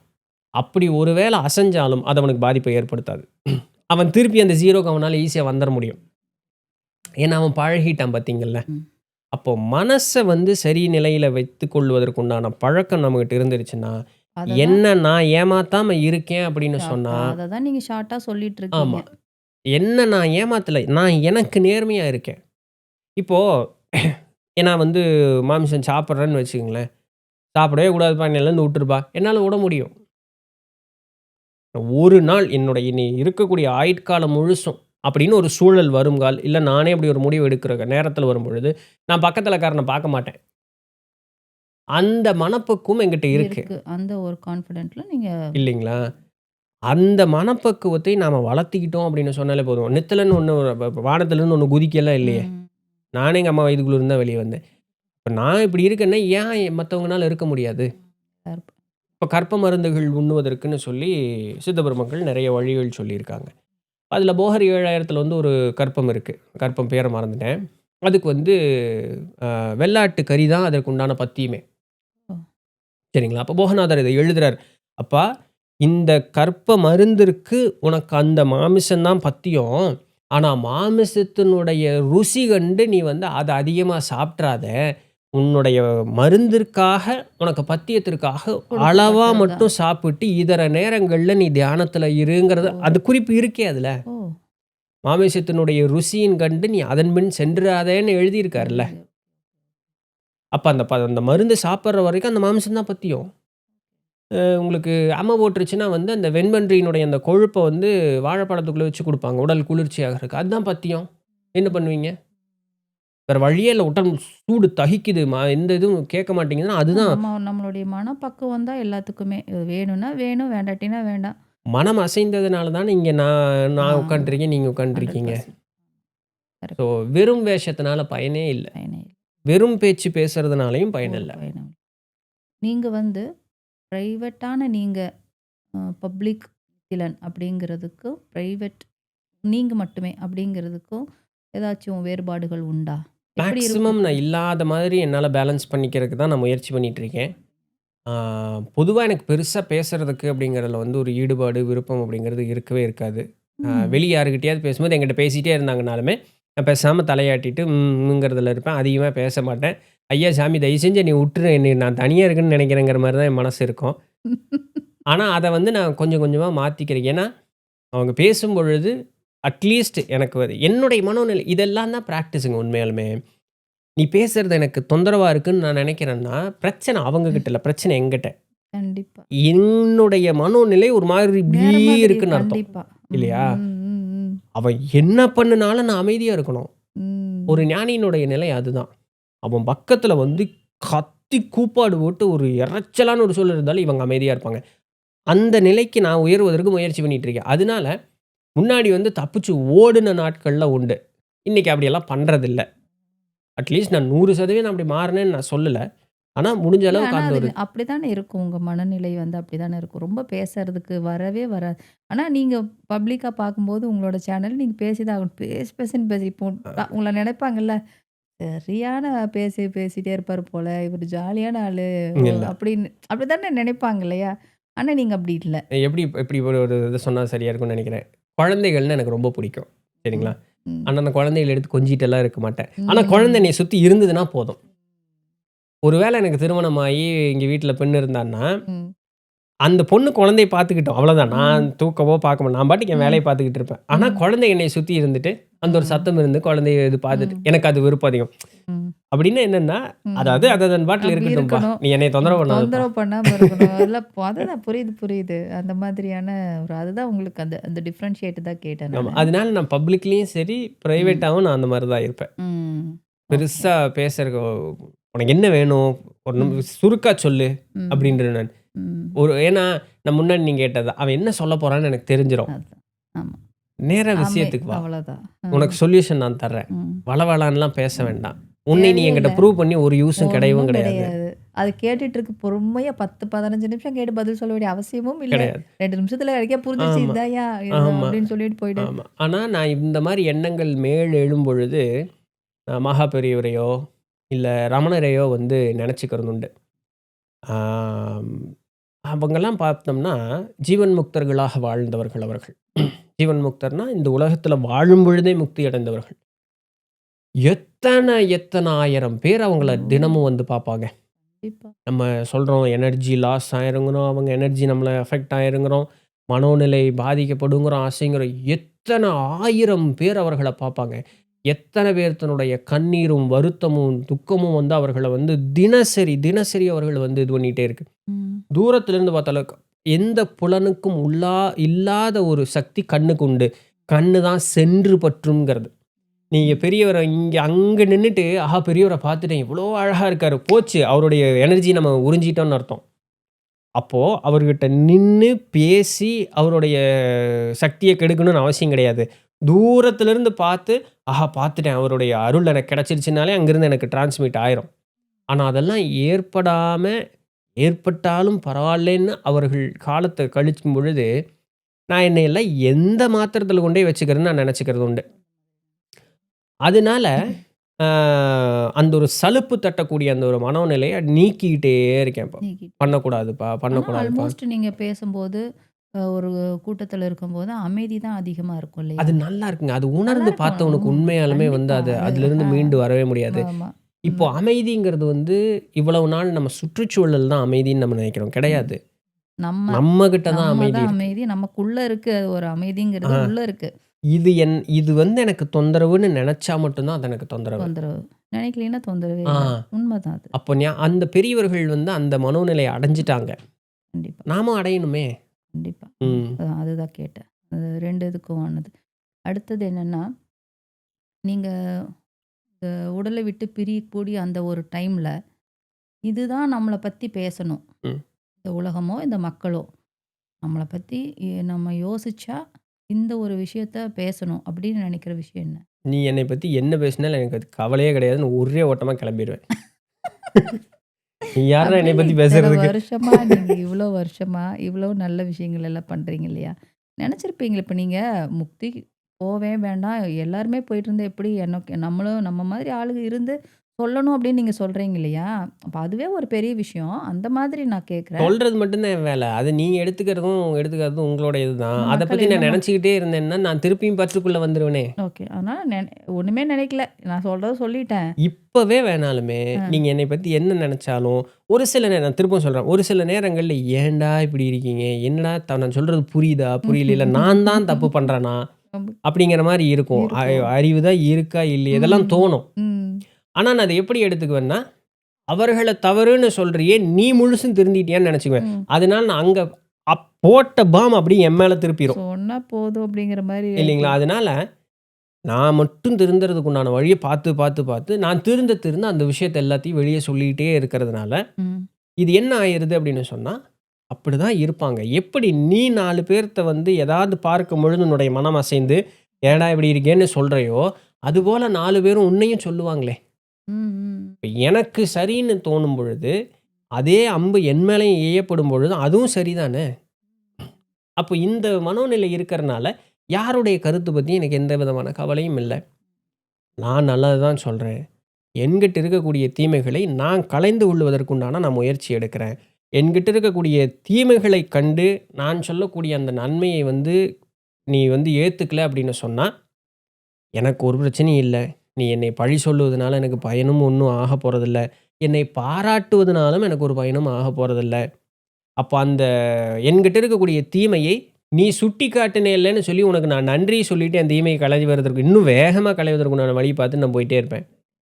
அதனால இங்கேருந்து உடல் விட்டு உயிர் பிரியுதுன்னு சொன்னா, உர்ரா ஜூட்டு தான். ஒரே ஓட்டம் தான். இங்க நிக்கவே ஓடிருவீங்க. மாட்டேன்னு ஓடிருவேன்.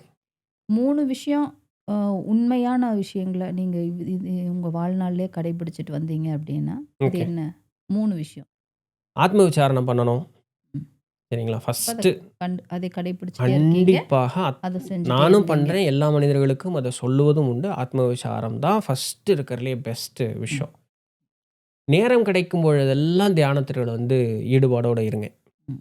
இது 2மே செஞ்சுட்டோம் அப்படின்னு சொன்னா, 3வது ஒரு காரியம் தானா நடக்கும். அனைத்தையும் சமமாக பார்க்கக்கூடிய அந்த ஒரு மனோநிலை அப்படிங்கிறது வாய்க்கும்.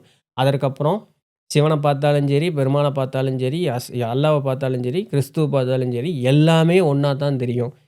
தெய்வங்களே தெய்வங்களும், கோட்பாடுகளும் ஒண்ணா தெரியும் பொழுது, மனிதர்களுக்கு உள்ளேயே நமக்கு உயிர்களுக்குள்ளேயே பேதம் அப்படிங்கிறது நமக்கு தெரியாம போயிரும். இப்போ ரமண மகரிஷி பார்த்தோம்னா, ஒரு தோல் நோய் பாதிக்கப்பட்ட உடலெல்லாம் புண்ணாகி அழுகி அப்படியே சீழ்வடியக்கூடிய இருக்கக்கூடிய ஒரு நாய் அந்த ஆசிரமத்தில இருந்ததாம். அவரிடம் மட்டும் தான் வந்து அது உட்காருமாம். அது வந்து அவரு வந்து அவர் பக்கத்தில இது பண்ணிக்குமா, அவர் அத தடவி குடுத்துட்டே அப்படி பேச இத்தன பேசுற எனக்கும் இன்னும் அந்த மனப்பக்குவம் இல்ல. சரிங்களா? எனக்கு வந்து ஐயோ! ஏதாவது நம்மளுடைய உடல் பாதிக்கப்படுமோங்கிற அந்த ஒரு எண்ணம் இன்னும் எனக்கு இருக்க தான் செய்யுது. ஆனா அவருக்கு இல்ல பார்த்தீங்களா?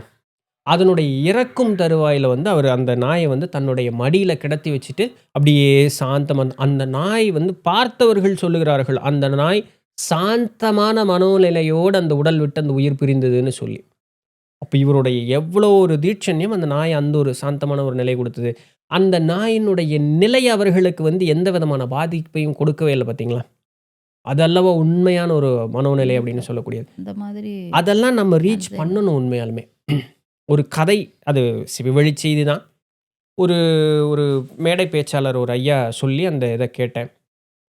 ஒரு தொழுநோய் கையெல்லாம் வந்து அப்படியே குஷ்டம் பட்டு தொழுநோயினால பாதிக்கப்பட்டு அழுகிப்போன நிலையில இருக்கு அவனுடைய கையெல்லாம். காசி மாநகர். அவன் வந்து 4 வீடு பிச்சை எடுத்து சாப்பிடக்கூடிய நிலை. அப்போ ஒரு யோகி அந்த இடத்திற்கு வந்தோன்னே, பக்கத்தில உட்கார்ந்தோன்னே, "எனக்கு ரொம்ப பசிக்குது. எனக்கு சாப்பாடு குடுக்குறியா?" அப்படின்னு அந்த யோகி வந்து அந்த பிச்சைக்காரங்கிட்ட கேட்கிறார். "அப்படியா? சரி இந்தா சாப்பிடு." அப்படின்னு குடுத்தோன்னே, அந்த யோகி சொல்றாரு, அவரு சொன்னதனுடைய ஒரு சின்ன சாரம் தான் சொல்றாரு. அவரு அந்த ஐயா சொல்ற கதை ரொம்ப நல்லாருக்கும். அப்போ நான் யாருன்னு நீ தெரிஞ்சுக்கணுன்னே, "அதெல்லாம் அப்புறம் சாப்பிடலாம். நீ பசிக்குதுன்னு சொல்ற. உனக்கும் நாதி இல்ல, எனக்கும் நாதி இல்ல. இங்க தானே உட்காந்துருக்க போறோம். முதல்ல சோறத்த தின்னு. பசிக்குதுன்னு சொல்றல்ல." பின்ன நம்ம பேசிக்குவோம். இல்ல, இல்ல. நான் யாருன்னு சொல்லிட்டு நான் சாப்பிடுறேன். இப்ப என்ன நீ யாருன்னு நீ சொல்லு. நீ யாரு நீ நீ சிவன் தானே நீயு. எனக்கு தெரியும், தெரியும். இந்தா சாப்பிடு அப்டின்னானாம். உனக்கு எப்படி தெரிஞ்சது? அழுகிப்போன என்னுடைய நிலையில என் பக்கத்திலேயே வரக்கு வந்து 5 மனிதர்கள் ஓடுன காரங்கிட்ட என் கையால சோத்த வாங்கி சாப்பிடுறேன்னு நினைக்க பாத்தியா? உன்னைய தவிர வேற யாருக்குமே இந்த மனசு வராது. நீ தான் சாமி அப்டின்னு. அது சாமிக்கு உண்டான ஒரு நிலை. இல்லைங்களா? கண்டிப்பா. அப்போ அந்த நிலை தான் யோகியர்களுக்கும் இருந்தது. நாமெல்லாம் வெறும் வியாக்கியானம் பேசுறதுக்கு மட்டும் தான் இது. என்னன்னா, உடல் மீது இன்னும் பற்று அப்படிங்கிறது நமக்கு வந்து இருக்கக்கூடிய ஒரு இருக்கு. காரணத்தினால தான். உடல் மீது பற்று எதனால? இங்க இருக்கக்கூடிய காரண காரியங்களின் மீது எனக்கு ஈடுபாடுங்கிறது இருக்கு. அதை பூர்த்தி செய்து கொள்வதற்கு இந்த உடல் தேவை. அதனால உடல் உடல் மீது பற்று. அவர்களுக்கு இங்க எந்த காரண காரியத்தின் மீதும் ஈடுபாடு இல்ல. அதை பூர்த்தி செய்வதற்கு இந்த உடல் மீதும் அவர்களுக்கு ஈடுபாடு இல்ல. இருக்கிற நாள் வரைக்கும் இந்த பாத்திரத்தை தாங்கி இருக்கணும். பாத்திரத்தை உதிர்க்கக்கூடிய நாள் வந்ததுன்னா, போயிட்டே இருப்பேன். டாட்டா பாய் தான். அவங்க இங்க நிக்கவே மாட்டாங்க. இதுதான் அவங்களுக்கும் நமக்கும் இருக்கக்கூடிய ஒரே வித்தியாசம். ஆனா, அவர்கள் அந்த எல்லையை எட்டியவர்கள். நாம் எல்லையை நோக்கி செல்லக்கூடியவர்கள். ஒரு ஒரு சில ஆள் முன்ன போயிருப்பாங்க. ஒரு சில ஆள் பின்ன வந்துகிட்டு இருப்பாங்க. இதனால ஒருத்தன் ஏற்றமானவனும், ஒருத்தன் இறக்கமானவனும் கிடையாது. எல்லாரும் அந்த பாதையில பயணிக்கக்கூடியவர்கள் தான். எல்லாரும் அந்த நிலையை தாண்டக்கூடியவர்கள் தான். ஸோ, அதனால இதில "பாத்தியா உன்ன விட எனக்கு அறிவு இருக்கு பாத்தியா?" இந்த மமதை கூடிடுச்சுனாலே நம்ம பின்ன தங்கிட்டோம்னு அர்த்தம். அந்த அந்த முன்ன சென்ற இடத்திலேயே நம்ம நின்னுகிட்டே இருக்கோம். இன்னும் இந்த ஆம முயல் கதையில அந்த முயல் முன்னாடி போய் தூங்கிரும் பாருங்க. அந்த ம். தூக்கம் தான் நமக்கு. Instagramல ஒரு வீடியோ ஒரு இது பார்த்தேன். ஆ சபிக்கப்பட்டவன் இறைவனிடம் சீக்கிரம் செல்லுவதும், ஆசீர்வதிக்கப்பட்டவன் பின்தங்குவதும் இந்த வாழ்க்கையினுடைய இயல்பு அப்படின்னு சொல்லி. ஏன்னா கஷ்டத்துல இருக்கிறவன் மட்டும் தான் சாமிய அதிகமா நெனைப்பான். கஷ்டத்திலிருந்து மீளணும்னு நெனைக்கும் பொழுது சாமிகிட்ட சீக்கிரமா போய் சேருவான். ஆசீர்வதிக்கப்பட்டவனுக்கு தலையில கிரீடம் வந்து உட்கார்ந்துறவனுக்கு, அந்த திமிர்னாலேயே அவன் எல்லாத்தையும் கோட்ட விட்டுருவான். எல்லாத்தையும் கோட்டவும். காலையில எழுந்த உடனே ஃபர்ஸ்ட்டு தாட் உங்களுக்கு என்ன? எழுந்த உடனேயே முதல்ல சாமிய கும்பிடுறது மட்டும் தான் என்னுடைய ஒரு வேலையா இருக்கும். அப்படி இல்லன்னா எழுந்த உடனேயுமே எங்க அம்மா ஏதாவது ஒண்ணு பேசுவாங்க. அத கேட்கறதா இருக்கும். ஓகே. Okay, okay. என்னைக்குமே ஆ முதல் எண்ணமும், கடைசி எண்ணமும் இறைவனுடைய எண்ணமாக இருந்து நம்மளுடைய நாளை தொடங்குனாலோ, முடித்துக் கொண்டாலோ அந்த வாழ்க்கை என்னைக்குமே நல்லதொரு வாழ்க்கையாக இருக்கும். மத்தவங்களுக்கு அட்வைஸ் அப்டின்னா, ஒண்ணே ஒண்ணு நீங்க சொல்றீங்க நீங்க எப்பவுமே நெனச்சுப்பீங்க. கடவுளே! இது இவங்களுக்கு இவங்க எல்லாருக்குமே இது ஒண்ணு எப்பவுமே நான் சொல்லணும்னு. அது என்ன? World's best advice is not to advice others. Okay. அது ஓகே தான். ஆனா உங்ககிட்ட நாங்க அத நாங்க கேட்கல. நீங்க ஒரு விஷயம் இவங்களும் இத பண்ணட்டும். இப்ப சொன்னீங்கல்ல, காலையில எழுந்தா சாமி நினைக்கணும், நைட் தூங்கும்போது கடைசியா நீ சாமி. அது நல்ல விஷயமா இருக்கு. அந்த மாதிரி ஏதா ஒண்ணு இ சொல்லணும்னு சொல்ல முடியாதுன்னு சொல்ட்டீங்க. இப்ப நீங்க அட்வைஸ் பண்ணக்கூடாதுங்க. கரெக்ட்டு தான். ஏத்துக்கிறோம். இருந்தாலுமே நாங்க கேட்குறோம். இப்போ நீங்க சொல்லணும்னா என்ன சொல்லுவீங்க? ஆத்ம விசாரணம் பண்ணுங்க. ஆ பெரியவர்கள் கொடுத்து சென்ற நூட்கள வந்து படிங்க. ம். நீங்க எடுத்த அந்த நூட்கள படிங்க. ம். அதுல சொல்லப்பட்ட உன்னதமான கருத்துக்கள வந்து உள்வாங்கிக் கொண்டு அதை வாழ்க்கையில வந்து ஈடுபடுத்துவதற்குண்டான முயற்சி அப்படிங்கிறத எடுங்க. ம். ஆ என் வழி, என் மார்க்கம், என் மதம் அப்படின்னு சொல்லி ஆ ஒரு ஒரு கட்டுக்குள்ள இருக்காம, பரந்த கண்ணோட்டத்தோட இருந்து, அத்தனையும் படித்து, அத்தனை பேரு சொல்லக்கூடியதையும் நம்ம வந்து உள்வாங்கிக்கும் பொழுது தான் நமக்கு என்ன புரியும் அப்படின்னு சொன்னோம்னா, எல்லாமே ஒண்ணத்தான் சொல்லியிருக்கு. எல்லாமே ஒண்ணு தான் ஒண்ணு சொல்லு. தான் சொல்லியிருக்கு. எப்போ இந்த எல்லாம் ஒண்ண தான் சொல்லியிருக்கு அப்படிங்கிற அந்த ஒரு புரிதல் வந்துடுச்சுன்னா, அந்த இடத்திலிருந்து நம்மளுடைய முன்னேற்றம் அப்படிங்கிறது பல வேகத்தில நம்மள வந்து முன்னாடி போயிரும். அதுநாள் வரைக்கும் அப்படியே ஆம வேகத்தில போற மாதிரி இருக்கும். காரணம் என்னன்னா, எனக்கு நான் தான் பிரச்சனை. ஏன்னா எதையும் சமநோக்கோடு பார்க்கக்கூடிய மனோநிலை என்னிடம் இல்லைங்கிற ஒரே பிரச்சனை தான். இந்த சமநோக்கோட பார்க்கக்கூடிய மனோநிலை, ஆத்ம விசாரணத்திலிருந்து மட்டும் தான் தொடங்கும். ஆ ஏன்னா, எனக்கு புரியுது. ஆத்ம விசாரணைங்கிறது எனக்கு புரியுது. இப்ப என்னோட ஃப்ரெண்ட்ஸ் சர்க்கிள்ல இருப்பாங்க. கண்டிப்பா இருப்பாங்க. கேள்வி வரும். "அது என்ன ஆத்ம விசாரணை?" ம். அப்படின்னு அப்படி தவறா எடுத்துக்க இல்ல, வேண்டாம். இல்ல. இது என்ன இது ஒரு கேள்வி அப்படின்னு நெனச்சுக்க வேண்டாம். கேட்பாங்க. ஓகே. அப்படி இருக்கவங்களுக்கு நீங்க என்ன சொல்றீங்க? இதுதான்ப்பா, இவ்வளோதான் அப்படின்னு ஓகே. எப்படி நான் யாருங்கிறது தான் அந்த கேள்வியே. மத்தபடி வேற ஒண்ணும் இல்ல. இப்ப இந்த நான் யார் அப்படிங்கும் பொழுது, ஒரு ஒரு எடுத்துக்காட்டு சொல்றேன். பின்ன அதுபடி எல்லாத்துக்குமே நம்ம அத இம்ப்ளிமெண்ட் பண்ணிக்கலாம். இந்த நான் யாருங்கும் பொழுது, ஒரு ரொம்ப இருக்கிறதுலயே எளிமையான ஒரு விஷயம். ஒரு ஆணுக்கு பெண்ண பிடிக்கும். ஒரு பெண்ணுக்கு ஆண பிடிக்கும். அவ்வளோதான். ஏன் பிடிக்குது? எனக்கு ஏன் அந்த எண்ணம் அப்படிங்கிறது மேலே எழுந்தது? இப்ப இதனால எனக்கு என்ன பயன் கிடைக்கப் போகிறது? அப்படின்னு கேட்டா, நம்ம ஒரு ஒரு காரண காரியங்கள் சொல்லலாம். அழகா இருக்காங்க. அவங்களுடைய உடல் அழகு, முக அழகு இதெல்லாம் பிடிச்சிருக்கு. அவங்களுடைய குணம் நல்லா இருக்கு. ம். இவர்களோட வாழ்ந்துக்கும்பொழுது நமக்கு அந்த வாழ்க்கை நல்லா இருக்கும்னு தோணுது. பிள்ளை செல்வங்கள் இருக்கும். நல்ல குடும்பத்த உண்டு பண்ணு. இதெல்லாமே இருக்கு. இதெல்லாம் மகிழ்ச்சியா இருக்கு. இந்த மகிழ்ச்சி நீடித்து என்னைக்குமே மகிழ்ச்சியா இருக்குமா? அப்படின்னு கேட்டா இருக்காது. அப்ப அது துக்கம்னு வருதே. துக்கம் உனக்கு பிடிச்சிருக்கா? துக்கம் பிடிக்காது. பிடிக்காத ஒரு காரியத்த நீ ஏன் செய்ய போற? இல்ல, இல்ல. இது மகிழ்ச்சி. சப்ஸ்டிட்யூட் பண்ணாத. உனக்கு வந்து மகிழ்ச்சி தான் புடிச்சிருக்கு. மகிழ்ச்சியே எனக்கு வேண்டான்னு சொல்லக்கூடிய எந்த உயிருமே கிடையாது. இன்பமா மட்டும் தான் இருக்கணும்னு சொல்லக்கூடியது எல்லா உயிர்களுக்கும் பிடிக்கும். ஆனா இங்கேயோ மகிழ்ச்சியும் இருக்கு, துக்கமும் இருக்கு. துக்கப்படும் பொழுது ஏன் துக்கப்படுறேன்? ஏன் எனக்கு அந்த துக்கம் வந்தது? மகிழ்ச்சியா இருக்கு. மகிழ்ச்சிய அனுபவிக்க மட்டும் செய்யாத. இந்த மகிழ்ச்சி எதனால எனக்கு வந்ததுன்னு யோசி. இப்ப வெளிப்புறமா செயல்படும்போது அந்த அழகுனால எனக்கு மகிழ்ச்சி கிடைச்சதுன்னு கேட்டா, இந்த அழகு இல்லாதப்போ, ம். அப்ப நீ என்ன நிலையில இருப்ப? ம். வருத்தப்படுவ. இந்த வருத்தம் உனக்கு எப்போ மாறும்? இந்த அழகு வரும்போது. ஆனா, அந்த அழகு உனக்கு திரும்ப கிடைக்கவே கிடைக்காது. அப்ப கிடைக்காது. ஆயுசுக்கும் நீ வருத்தத்திலேயே தான் இருக்க ம். போறியா? ம். ஆனா, உன்னுடைய இயற்கை தான் வந்து வருத்தப்படுவதற்கு உண்டான இதே இல்லையே! ம். மகிழ்ச்சியா இருக்கக்கூடியது தானே! ம். அப்போ இந்த மகிழ்ச்சியும், இந்த துக்கமும் வெளிப்புறமாக செல்லக்கூடிய அந்த அழகின் மீது தான் இருக்குன்னு சொன்னா, அது அழிந்து போகக்கூடியது. அழிந்து போகக்கூடிய எந்த ஒரு பொருளும் உனக்கு இரட்டைத்தன்மையான இன்பம், துன்பம்ங்கிறது 2 கொடுத்தே தீரும். அழிந்து போகக்கூடியது. அப்போ அழியாத ஒரு பொருள், என்றென்றைக்கும் மாறாத ஒரு பொருள் மட்டும் தான் உனக்கு என்னைக்குமே இன்பத்தை தரக்கூடியது. அது என்னன்னு கேள்விய கேளு. அந்த கேள்வி கேட்கும் பொழுது, இந்த கேள்வி கேட்கிறேன்னு சொல்றேன் இல்லையா? இந்த கேள்விய யாரு கேட்கிறா? அடுத்த கேள்வி அங்க வரும். ம். நான் கேட்கிறேன்னு சொல்றேன். இந்த ம். நான்ங்கிறது அடுத்தது யாரு? ம். உன்னை உடலோட சொல்றியா? பெயரோடு சொல்றியா? உறவுகளோடு சொல்றியா? ம். இதெல்லாம் வந்து இருந்து நிலைத்து மாறக்கூடியது. அப்ப இதுவும் இல்ல. அப்ப மாறாத ஒண்ணு எது? அப்படின்னு ஒரு கேள்விக்கு வரும்பொழுது, அந்த மாறாத ஒண்ணு எதுங்கிறது நமக்கு தெரியாததுனால பெரியவர்கள் சொல்லிட்டு போயிருக்காங்க. இது உன்னுடைய ஆன்மா. இந்த ஆன்மா அப்படின்னு சொல்லக்கூடியது இறைவனுடைய தன்மை கொண்டது. இந்த ஆன்மாவும் இறைவனும் களங்கமில்லாதது. இந்த களங்கமில்லாத, என்றும் மாறாத தன்மை தான் நீன்னு சொல்லக்கூடியது. அந்த தன்மையை புடித்துக் கொள்வதற்குண்டான வழியை பாரு. அதற்கு மேல் உள்ள ஒரு களும்பு போல, ஒரு களங்கம் போல இருக்கக்கூடியது தான் இந்த இரட்டைத்தன்மையான விஷயங்களின் மீது இருந்து அழியக்கூடியதன் மேல் இருக்கக்கூடிய பற்று. இந்த பற்றை நீக்குவதற்குண்டான வழி பாரு. இது கஷ்டம் தான். ஏன் கஷ்டம்? இது கஷ்டம்லாம் இல்ல. உனக்கு பற்று ஒவ்வொரு காரியத்தின் மீது இருப்பதனால, உனக்கு அது கடினமாக தோன்றுது. ஆனா, ஒரு நிகழ்வுக்கும் ஒரு உணர்வு மேல எழும்பொழுது, இந்த உணர்வு ஏன் எழுதுன்னு நீ கேள்வி கேட்கணும். இப்படி கேட்டு, கேட்டு அதற்குண்டான பதில் தேட, தேட பழக, எல்லா பதிலும் எங்க போய் நிக்கும்னா, இது பயனற்றதுன்னு போய் நிக்கும். இதற்கு எல்லாம் பழகும் பொழுது, அவன் ஒரு கட்டத்தில, "அட எதுவுமே அப்ப நிலை இல்லையா?" அப்படின்னு வருவான். அப்ப வரும்பொழுது அவனை அறியாம அவனுக்குள்ள ஒரு வகையான ஒரு அமைதி ஒண்ணு ஏற்படும். ம். ஒரு வெறுமை, ஒரு வெற்றிடம் ஒண்ணு அமைதி. ஏற்படும். ம். அந்த உள்ளுக்குள்ள அந்த வெற்றிடம், அந்த வெறுமைய வந்து அவன் வந்து உணர ஆரம்பிப்பான். உணரும்.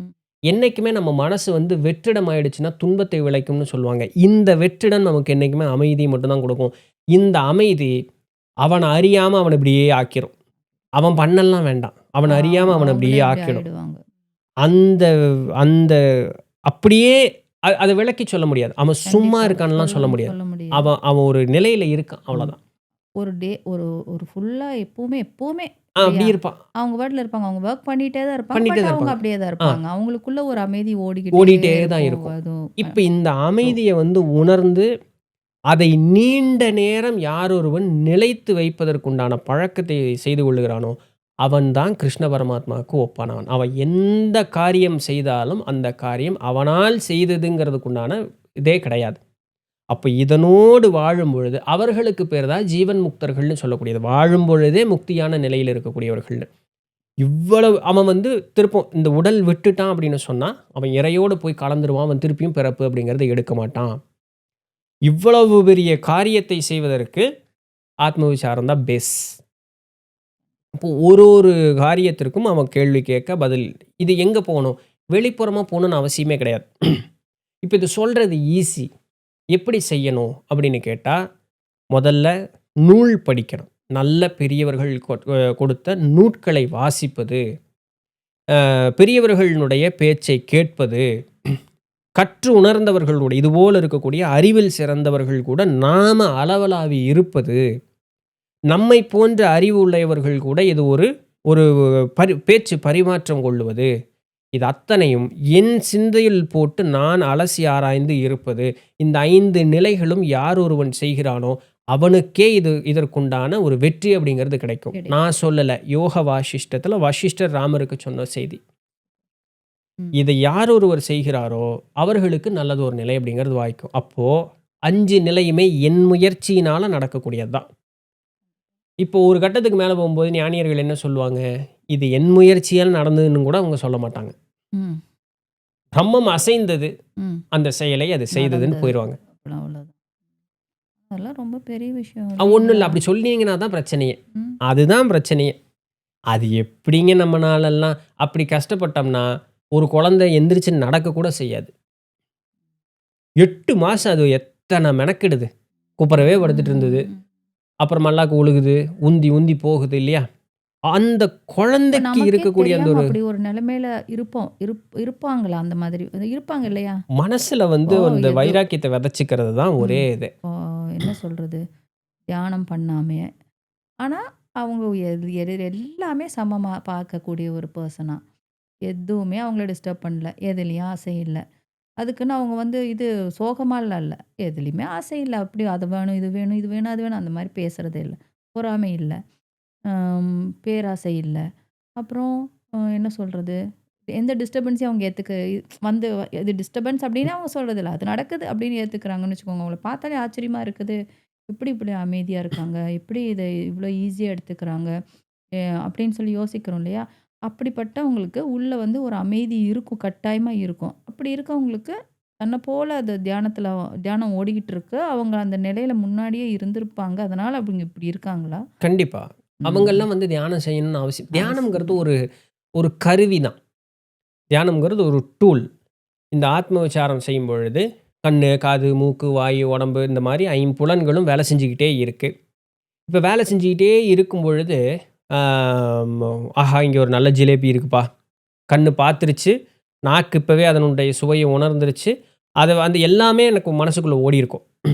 ஒரு அழகான பொண்ண பார்க்கறேன்னா, ஆஹா! என்ன அழகா இருக்கா! கண்ணு பார்த்துருச்சு. உடம்பு அதற்குண்டான இதெல்லாம் இது பண்ணி அப்போ அந்தந்த புலன் வேலை செய்யும் பொழுது ஒரு ஐஸ்கிரீம் மணி அடிச்சுதுன்னு வச்சுக்கங்களேன், ம். உடனே நம்மளுக்கு உடனே நாக்கு அது உமிழ் ஆமா. சுரந்துரும். எனக்கு புடிச்ச ஃப்ளேவர் எனக்கு சாப்பிட்ட தோணிரும். மாரி எல்லாமே ஆயிரும். ஆமா. இல்லையா? ம். இந்த நிலையில இருந்தும் மனச பக்குவமா வச்சுட்டு இருக்கக்கூடியவர்கள் தான் வந்து ஜீவன் முக்தர்கள்னு சொல்லக்கூடியது. சரி, கஷ்டமா இருக்கு. என்ன பண்ணலாம்? மாற்று என்ன வழி இருக்கு?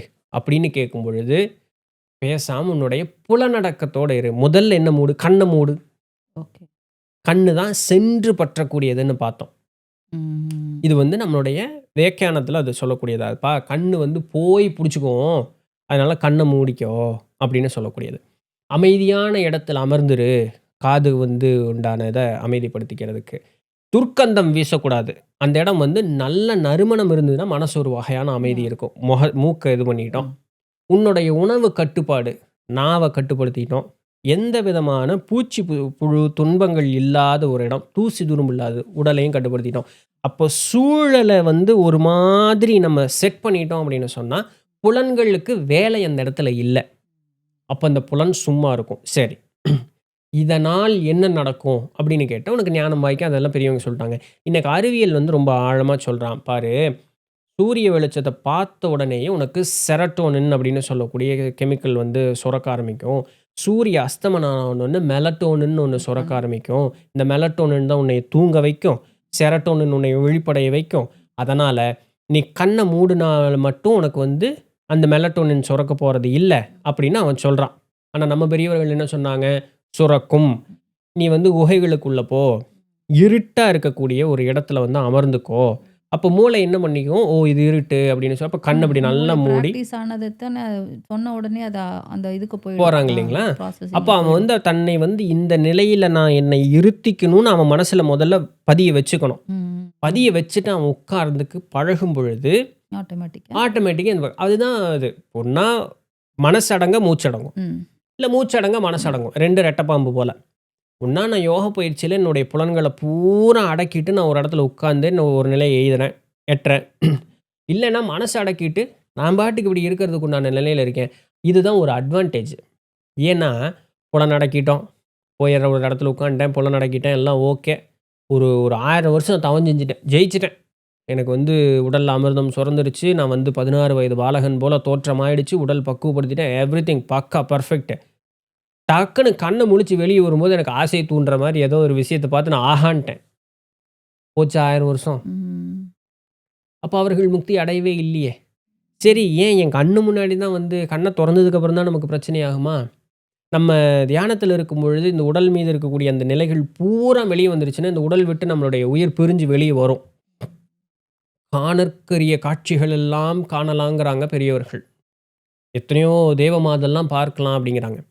உலகத்துல இருக்கக்கூடிய பெண்களினுடைய அழகே நம்மளை வந்து மெய் சிலிர்க்க வச்சிருது அப்படின்னு சொன்னா, ம். தேவமாதனுடைய ம். அழகு எந்த அளவுக்கு இருக்கும்? அங்க போய் மனம் அசஞ்சிருச்சுன்னா, ம். ம். அப்படி வர வேண்டியது. எங்க போனாலும் சிக்கிருவோம். இல்லீங்களா? எங்க போனாலும் சிக்கிருவோம். கரெக்ட். அப்போ மனமானது பக்குவப்பட்டு அமைதியாக இல்லாத நிலையில் இருந்தால், எப்பேர்ப்பட்ட பாடுபட்டாலும் அதனால ஒரு பயனும் இல்ல. இங்க இல்லைனாலும் இன்னொரு இடத்துல போனா சிக்கியே தீருவோம். கண்டிப்பா. இதெல்லாம் நம்ம நிறைய இதுதான் புராணங்கள் படிக்க, நிறைய கதைகள் கேட்க நமக்கு நிறைய விஷயங்கள் தெரியும். இதெல்லாம் தவற விட்டுர்றோம் இந்த காலத்துல இருக்கக்கூடிய மக்கள். மக்கள். அகத்தீசனர் சொர்க்கலோகம் போகும்பொழுது, சொர்க்கலோகத்தில எப்பவுமே ஆடல், பாடல்ங்கிறது தான் இருக்கும். அப்போ இந்திரதேவன் அவர வந்து மரியாதையா வரவேற்று, இருக்க இடம் கொடுத்து, "அப்போ சாமி இந்த மாதிரி அ ஒரு ஆடல் நிகழ்ச்சி இது பண்ணுனா, பண்ணலாமே தேவேந்திரா" அப்படின்னோன்னே, "இல்ல சாமி, நீங்க முற்றும் துறந்தவர்.